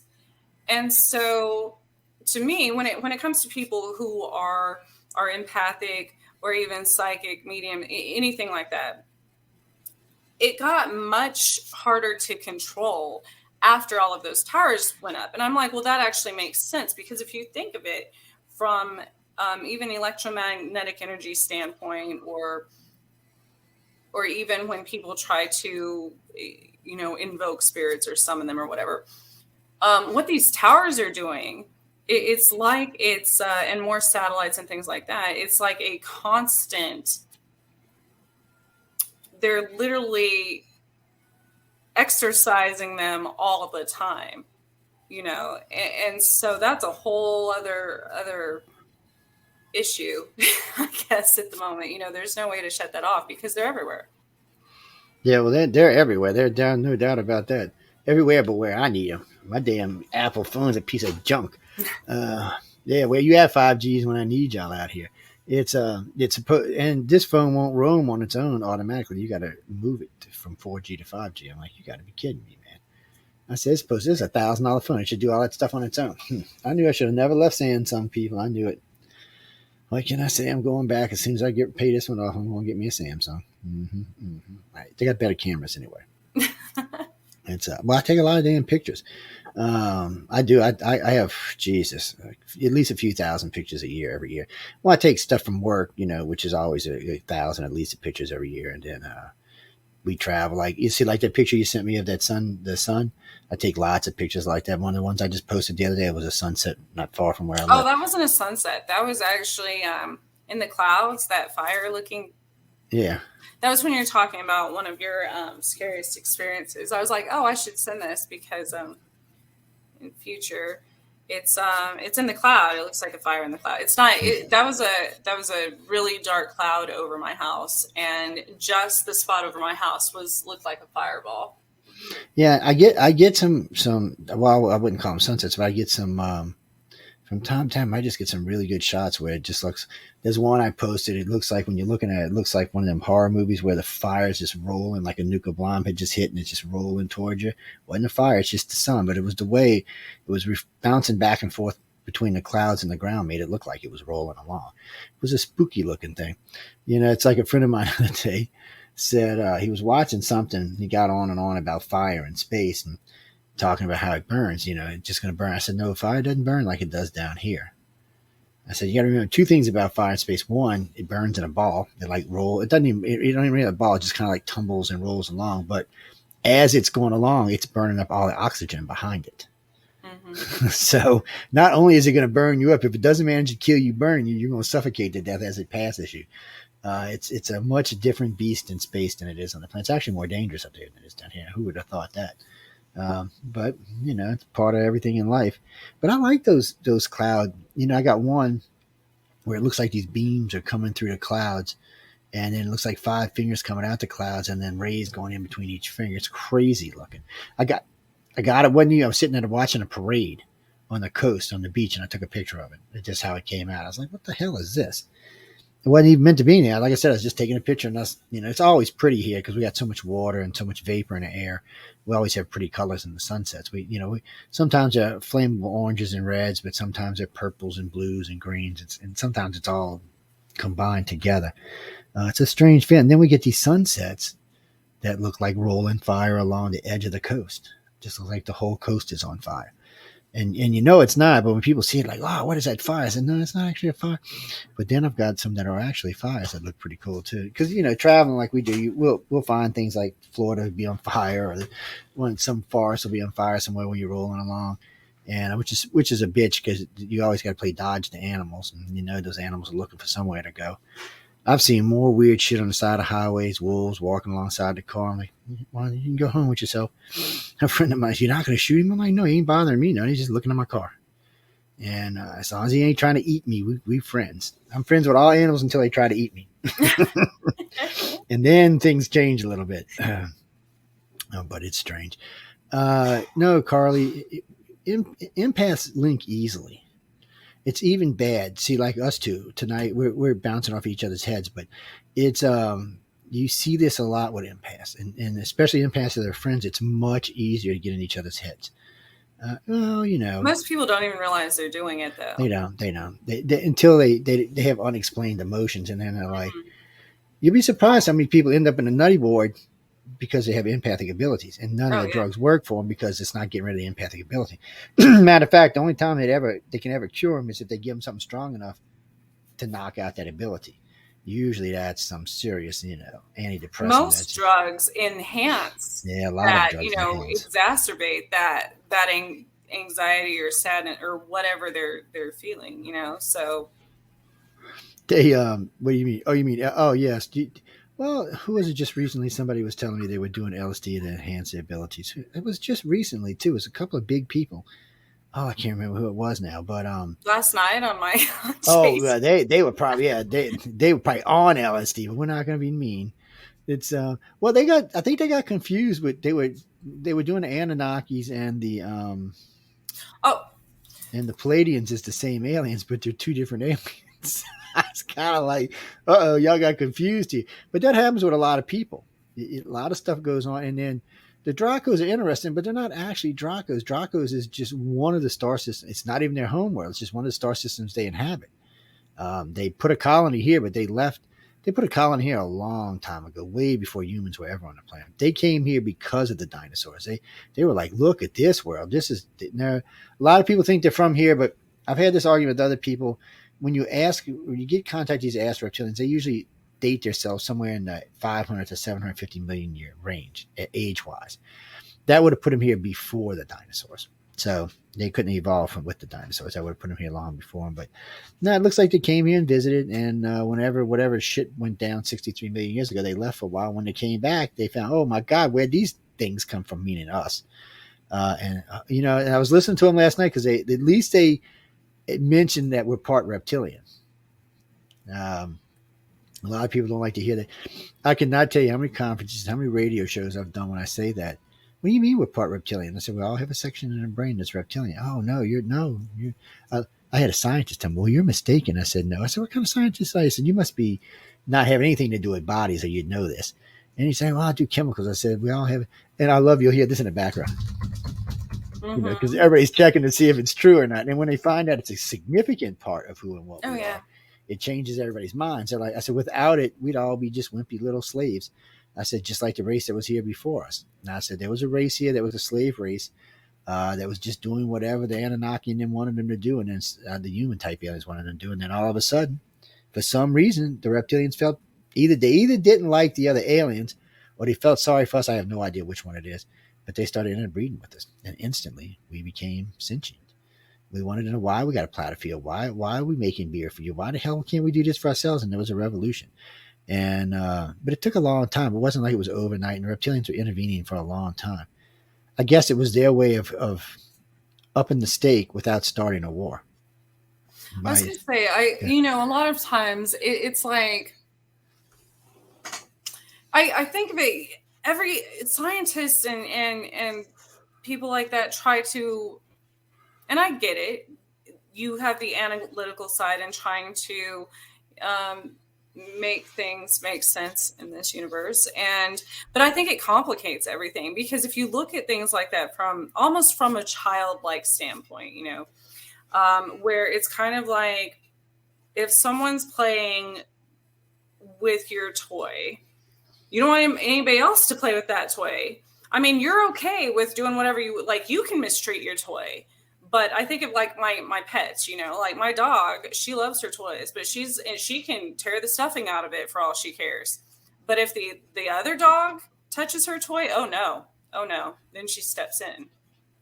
Yeah, she's like, what the hell? Yeah, I can see it's that. Kind of the same. So I always think of different species like that, like they're territorial on humans or on certain humans, because, or even as a whole, as a civilization, because I don't know. I think everything and everyone has an agenda. So obviously there's something. Yeah, everyone. Well, it's true though. Basically, everyone does have an agenda, and I'm not saying that's positive or negative either way, but it just is what it is. And it is what it is. It's well, hold on. My demon keeps trying to get up here with us. She's not having it. So Daddy ain't been on the air in a couple of weeks. So that's just like, what the hell is going on here? Wait, what was that? I just seen something pop up. Oh, Margie. I have no idea what that name says. That's you got handwriting like mine, apparently, or spelling like mine. Be a better way. No, I don't believe everybody has empathic or telepathic, but I just haven't seen it in all the testing we've done in all the years I've been doing this for. Geez, I've been in the UFO field for over 35 years. I've just never seen that kind of. I've literally talked to tens of thousands of people, and you know how much radio I do. I just haven't come across that many people. I meet empaths on the radio all the time because I connect with them while we're on the air or when we're talking ahead of time. But for the very first time I met Trish, I knew she was. But that's because of a conversation we had on a whole different topic than we're talking about tonight. It's just I just don't find, and I haven't found any that are non-abductees or non-contactees. In other words, if I find someone that is empathic and I put them under hypnosis, it's a 90% chance, it's a 100% chance, I'm going to find out they've been taken. I think, and do you think it has to do with the left and the right brain theory? It's like artists and people who can sing and things like that. That's literally a different part of the brain that everybody has 100%. Not everybody uses. Well, do you think it's the same as that concept? Yeah, it could be, but I think it might be partly that and partly the fact that originally the original abductions, the very first ones, however long it was, 2, 3, 4, 500,000 years ago, whenever this started, the original humans didn't have any abilities because the creators didn't want them to have them. But when the reptilians intervened, the reptilians are very telepathic, very empathic, and do possess telekinesis. But so did the human aliens. Both races, and nothing. And even as good as they are, they're nowhere even in the Greys family line as far as how good their abilities are. So I think that's where the abduction started. They started looking for people who were highly skilled, abducted. I mean, had high skills as far as empathic or telepathic, or telekinesis abilities. I think the aliens started looking for that. And then once they found those originals, they started keeping track of those family lines. That's why they abduct in family lines, because they already know the abilities there. And they know it's going to get better and stronger in each generation. And each generation that cares enough to tell their kids about it ahead of time, lets them develop from a young age, of course, are going to be even better. So they know this long period of time. They know this is going to work out exactly that way. They know eventually 50,000, 100,000, 500,000, 5 million years, somewhere down the line, the majority of this planet through breeding will be telepathic. And the way we know that is remember, ladies and gentlemen, 50,000 years ago, there was only RH positive blood on the planet. There was no RH negative. It didn't exist. Only RH positive. Basically, everybody was brown hair, brown eyed, brown skinned, and RH positive. Then somewhere along the line, RH negative entered into the thing. Now, almost 17% of the world's population is RH negative, and it's growing every year. And you got to wonder even how it even got a handle on this, because in the old days, it used to kill babies. So you got to wonder how this even took off the way it is. At the rate it's growing, according to science, within less than 200,000 years, it'll be 60% of the population of the planet will be RH negative. That's a substantial change, because RH negative people are not the same as RH positive. Their genes are different, and their personalities are even different. And if you pay attention, most people who are colored-eyed are Rh negative, or have a family member that is Rh negative. That's where the green and blue eyes, where the mutations came from. Rh negative is a mutation, and that mutation caused the green and blue eyes, or varies of those colors, because there's lots of variations of those colors. But still, even today, they only make up, I think, 16% of the world's population. But yet, when you look on a stage or you look into politics, more than half of the people tend to have colored eyes. And if they have colored eyes, that means they're either Rh negative themselves or someone in their family is. I think it's just evolution, though, as far as where that came from. Because if you think about it, as far as women having that can't have, well, they have that shot now that women take that are pregnant, Yeah, whatever it's called. Anti-denigen. I never can say it right. It's anti-denigen, whatever the hell it's called. But before that even happened, and there were some getting, that had survived, I think of it as almost like, how humans become immune to certain viruses and diseases and stuff without vaccines. I'm talking about just by nature, because their bodies evolve through generations. And I think it's the same when it comes down to. But they killed, I forgot, it was a high number. It was like 88% of the babies were born still. It was crazy high. Yeah. That's why they came with the gene therapy. That's why around the world you used to have a blood test to get married. Yeah. Even when I was young, I still had to have blood tests to get married. It was because they were like, look, no, you're taking a chance having a stillborn baby if you're not compatible. And I had never thought about that ever, about, what do you mean blood compatible? We're all the same species. Well, obviously we're not. Well, and that even goes back through royalty, bloodlines, and, I mean, back in the day, arranged marriages, things like that, because that had a lot to do with it. Absolutely. It's a strange thing. Nobody knows exactly why the reptilians, the Greys, and the humans prefer Rh negative over Rh positive. But I just think it's because that's where the majority of the contactees got their abilities from. So that's where the majority of abductions are happening. I've heard that the Rh negative is kind of, I remember doing research on this in college, is kind of has higher immune systems, higher metabolism, strong, bigger muscles, things. So yeah, I can see why that would be a preference. It's like a stronger human. It was almost, see, I don't like talking about it because when I talk about it, people get mad at me because when I say it's like an upgrade for the species, well, my Rh positive friends get pissed. They're like, well, what do you mean upgrade for the species? I said, well, that's what it is. Well, what about me? I said, well, you're Rh positive. You probably somewhere down the line, your kids will marry somebody Rh negative and be upgrading your species. I said, and that's the way it's going to work. I said, I look, I didn't create this. I'm not the one that went back 50,000 years ago and freaking changed everybody's genes around. I said, look, see, in the beginning, I thought it was Mother Nature because I figured she just figured we needed to upgrade. But then I realized something. Mother Nature is really not all that keen on creating things that kills procreation. It's just not something she usually does. She usually doesn't. Right. Yeah, so I got to thinking then after we learned about the reptilian story about them interbreeding, we just figured the reptilians were probably Rh negative. That was probably where we got it from all those years ago. It's probably where it came from. When they interbred with us and they gave us that reptilian section, they probably also gave us Rh negative. And whether it was a good thing or a bad thing, whether it was intended or not, no one has no ideas. But even today, I've talked to, 20, 25 hematologists now tell me the same thing. We don't know where it came from. We don't even know why it started. And they say the same thing. Nature wouldn't have created it. They had the same aspirations I did. Why would Mother H create something that's going to kill babies? But so, like you just said, it's a true and a not true because yes, it does kill a lot of babies, and even today, it still kills a lot of babies because a lot of people don't realize you can go get a shot for it because they live in poor countries. But it is an upgrade.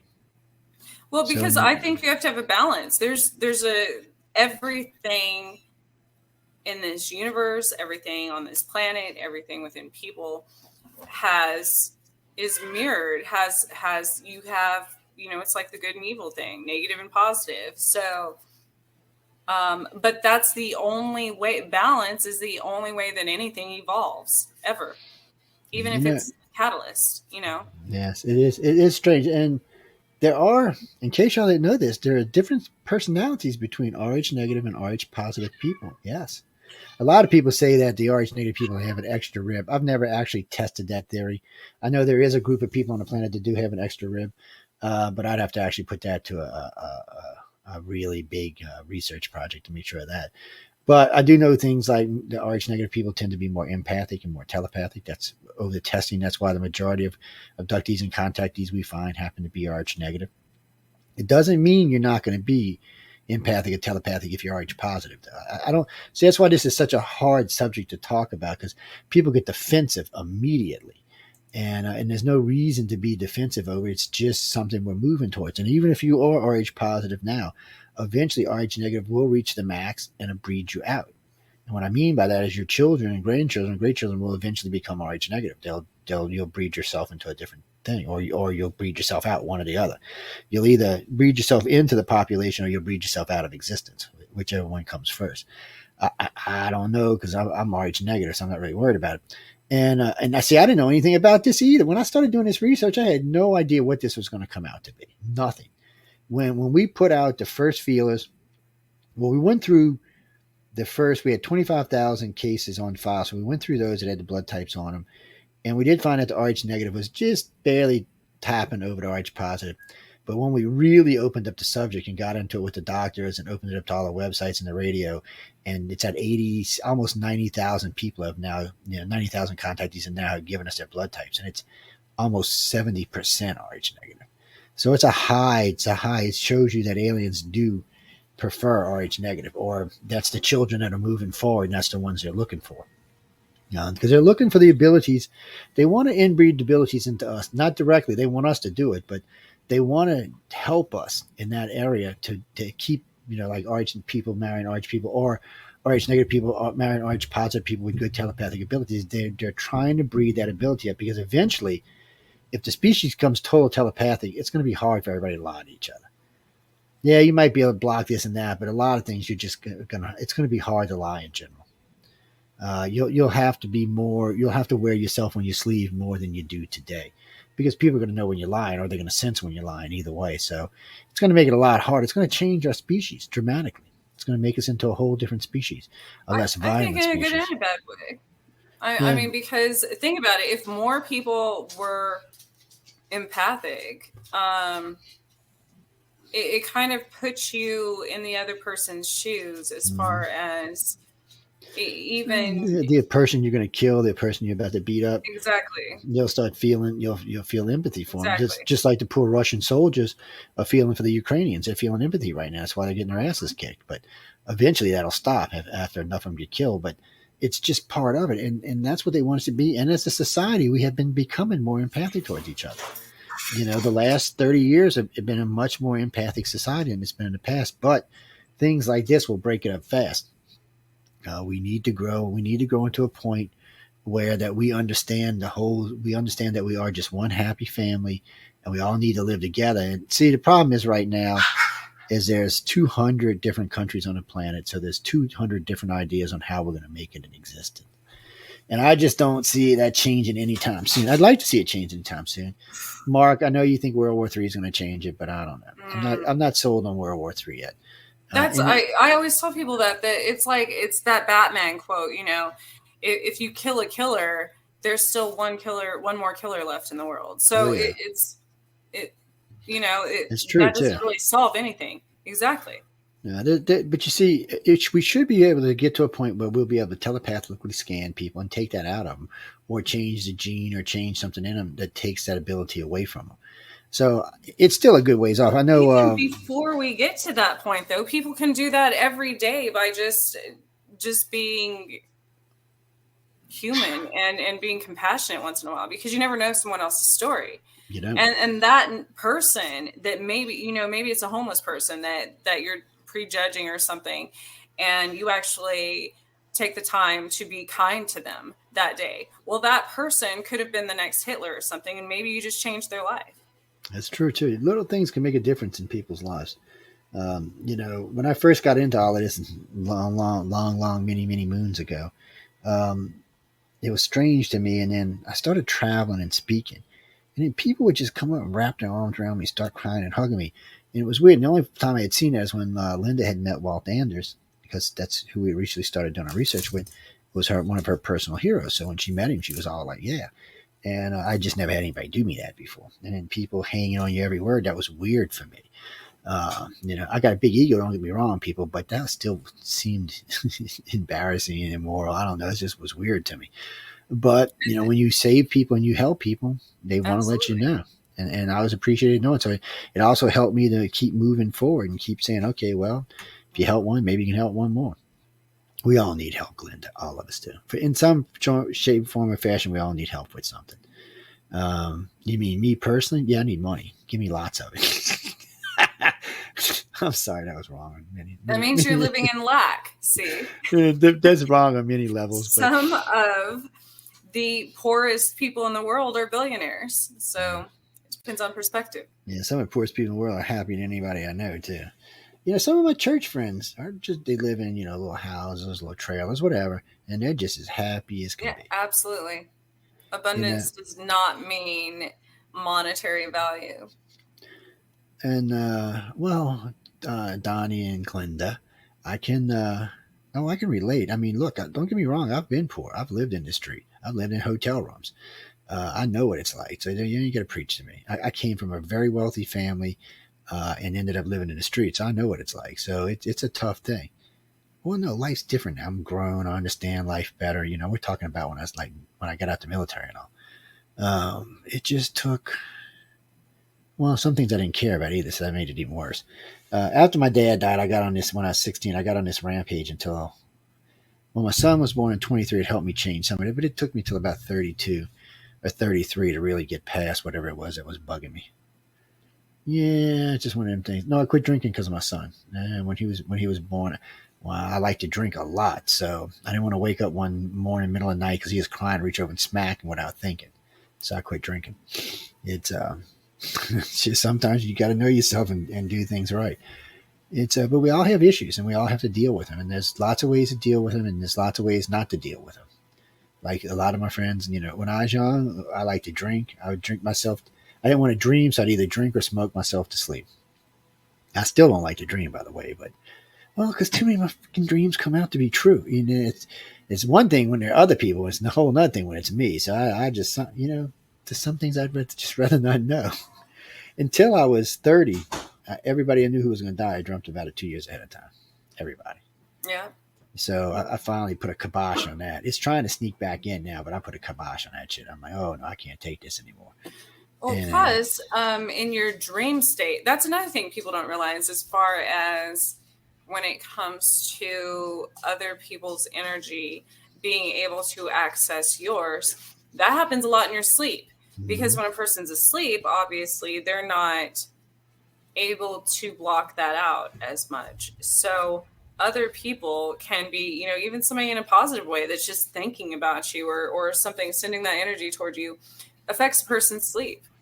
It does. So I don't do it anymore, and I may pick it up again in the near future. I used to teach a dream weaving course for a couple of reasons. One, for protection. It all started over a good friend of mine, and his girlfriend kept getting psychic attacks. They were young. They were in their early 20s, and they had no idea how to defend themselves.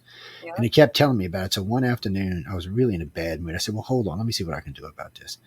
So I said, this is when I wrote him a letter about what I was going to do that night. And I said, call me the next day and let me know if anything changed. So about 3 o'clock next afternoon, I get a phone call.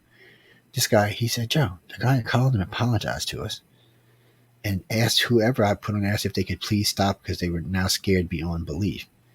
I didn't do nothing that nasty. I just, it was on a scale of 1 to 10, it was like a 5 nastiness. But, and, he was hurting some friends of mine. It pissed me off.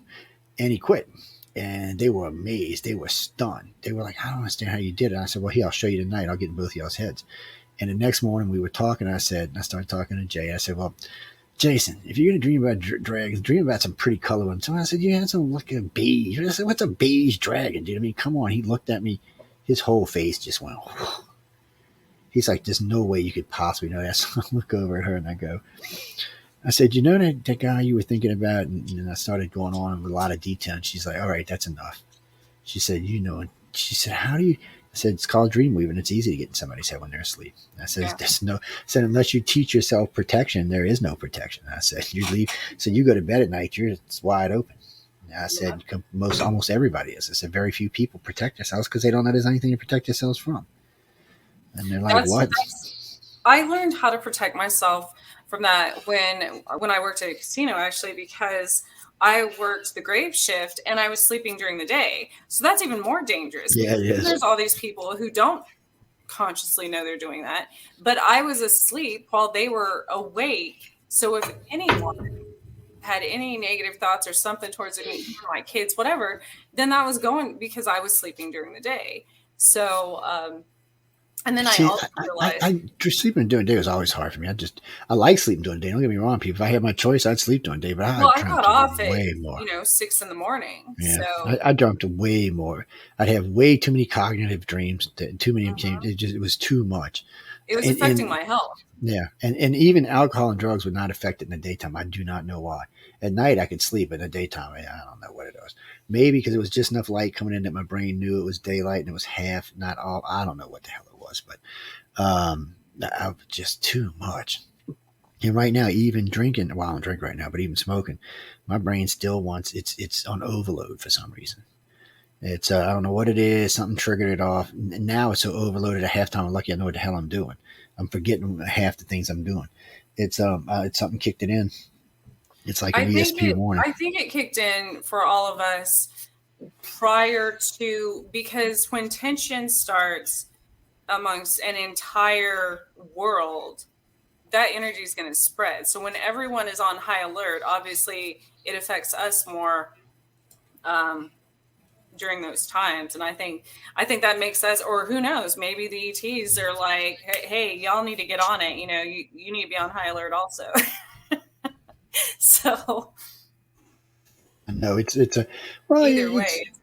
Well, it's like, I remember I was doing a lecture in, I think we were in Cali. No, we were somewhere else in Georgia. But it was funny. We were talking about the end of the world and this, that, and the other thing.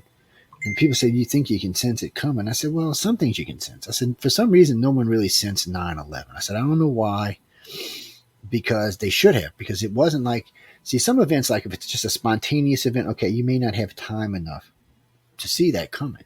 You might, some people might catch it, but the 9/11 thing always bothered me because it had to have been masked, because it took them 4 years to complete this event.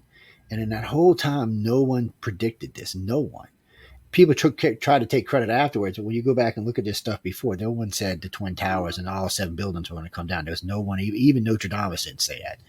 So so somehow, even though events get picked out from time to time, like volcanoes and earthquakes and other events like that airplane crashing, this one didn't.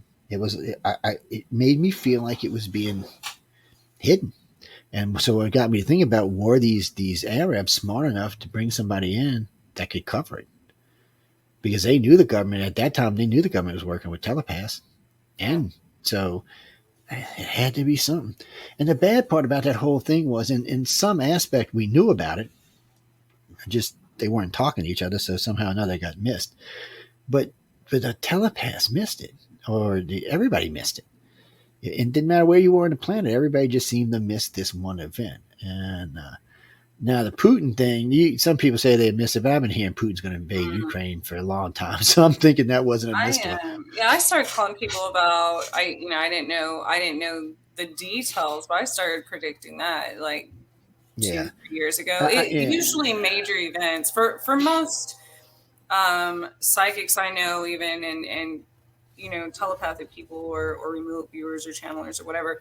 If it's something really big, whether negative or positive, it is about a 2 to 3 year window. So yeah, a lot of times it is. And I just, whatever reason why we all missed, I say we all because we all really did.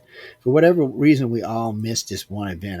I'm sure there's something out there that we're not seeing, or something else that was involved. I do think it was being hidden. I think that somebody brought in some serious telepaths to hide the event. I think they wanted to make sure that people like us didn't see it. I will tell you this, though. That was 2001, right? Yeah. So if you think about it, the entire world, there was a big shift, a major shift at the end of 99.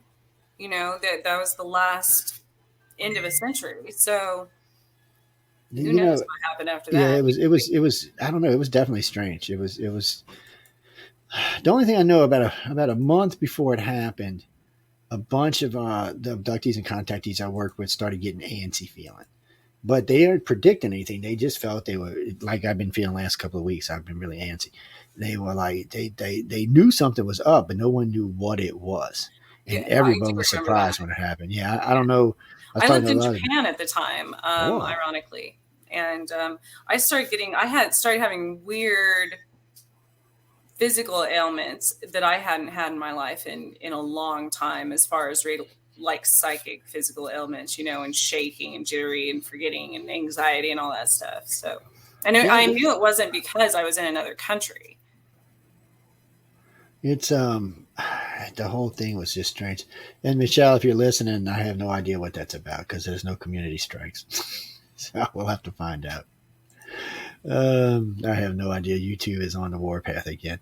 Guys and girls, I know we got to get out of here in a few minutes, and we didn't even talk about what we're supposed to be talking about. So Trish hosts on Mondays, The Missing Peace. Y'all need to come check it out. It's getting good. It's getting interesting. Sometimes she has guests. Sometimes she don't. You want to tell them anything about that show? Oh gosh, I've had 7 shows, I think, now, and next week I have Patty Negri, the Good Witch of Hollywood. I'm excited about her coming on. I like good witches. She's a very gifted medium, and that's something to look forward to. And then I try to find people who I'm drawn to intuitively that has a story that I'm interested in hearing, you know, and sharing. Yeah, and usually when you're interested, other people are too. Don't forget, ladies and gentlemen, if you are empathic, especially if you're a sender and you happen to be thinking about someone that you might, you know, have fantasies about, remember, they may pick up that fantasy, especially if you're dreaming about it at night. It's a good chance you may send it to their head. So keep that in your thoughts.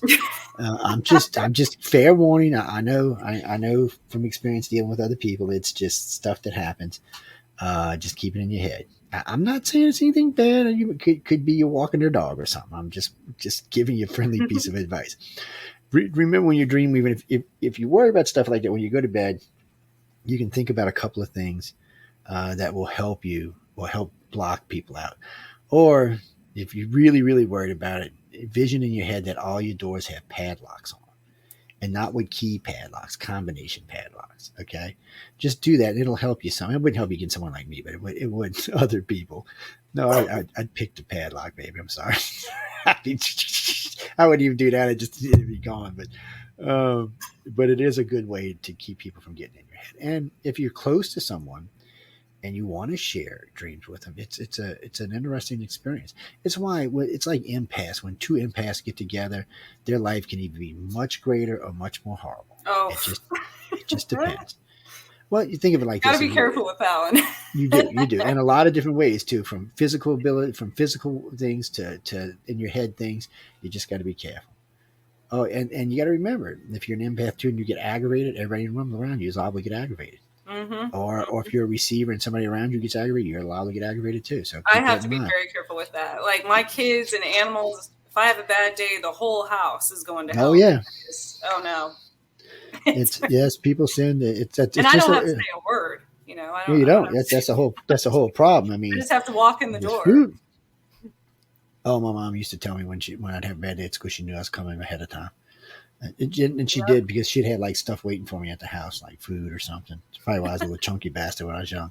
I was always getting into something, people. I mean, come on. I'm not your normal everyday. I can't help. I play nice. I just don't want to be that cookie cutter individual.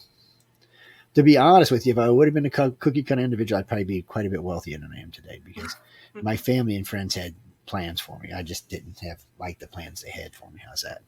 I don't like when people set up a whole life for me. No, I don't need that.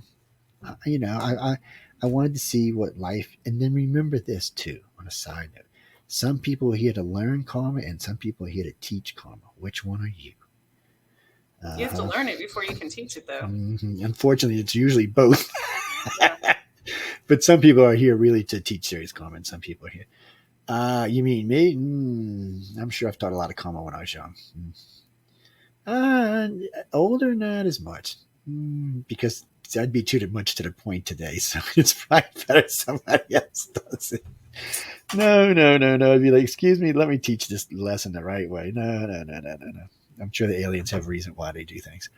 Carmen, one more question, and we're going to get out of here because the outer realm should be queuing up any minute now. Yes, I didn't ask Michelle who she had on. I'm sure if I looked, I could find it, but it will be coming on in about 5 minutes, and y'all can be sure to check her out. Her in Emilia Pisano. Yes, the Italian cook is what I'm gonna start calling her. I love them. And I either call her Bubbles the Grey or now it's gonna be either Bubbles the Grey or the Italian cook, one or the other. They're great. They are a great pair. Oh, I love Michelle. Michelle's actually the manager of the station these days. Oh, well, hello, Amelia. How are you doing? We was just talking about there you, dear. She is. See, when you speak about, they pop up. I didn't say the devil either. Anyway, we're going to be turning this over to them in just a second. So, and then don't forget, Trish is also on Chasing Prophecy with Jenny, Jason, and Sean. That sexy beast, man, Sean. He is just too sexy to watch, man. I can't take it. Before anybody asks, just don't even ask. Don't even worry about it. Oh, he cracked me up real quick before we go. So one of our hosts on the network, Jeffrey, asked Sean if he'd come on his show because he thought he was a vampire hunter. You know, every time I do Sean's name, I always put something in front of it. Like the week before last, I had Sean Vampire Hunter. You know, sometimes I got Ghostbuster or different things like that. I just put him on there, but that was just too funny. But anyway, guys and girls, we got to get out. Be sure to catch it. What is it? 8 o'clock on Mondays, right? No, yeah, 8 o'clock. 8 o'clock on Mondays and 8 o'clock on Tuesdays. Yes, 8 and 8. So you can catch her on Monday and catch her on Tuesday. She's a fabulous host. She's a lot of fun to listen to. She brings on a lot of guests, and Chasing Prophecy is always a lot of fun. You just never know who the hell they're going to have on. We're a bunch of mixed nuts. Oh man, it's a definitely interesting group over there. What do you mean? Who's the boss? Oh, you mean on Chasing Prophecy? Jenny's the boss. Yes, I'm not even gonna say it's anybody else. Jenny, if you sending me a letter or something, Joe. And she's empathy too. She knows talking about her. But guys and girls, we got to get out of here. So, Tricia, thanks for coming and hanging out with me tonight. Thank you for having me. I mean, yeah. Oh, yeah. I've been wanting to get you on for a while. I'll get you back in a couple of weeks because we really got into one subject matter and just kind of stayed there for a while. Well, empathic abilities are fun to talk about, guys. And psychic abilities in a few weeks, I will have my other projects launched. I hope by then. So keep a listen now. So remember, you can catch her on 8 and 8 Mondays and Tuesdays. Of course, I'm back now, so I'll be here 6 to 8 on Wednesdays.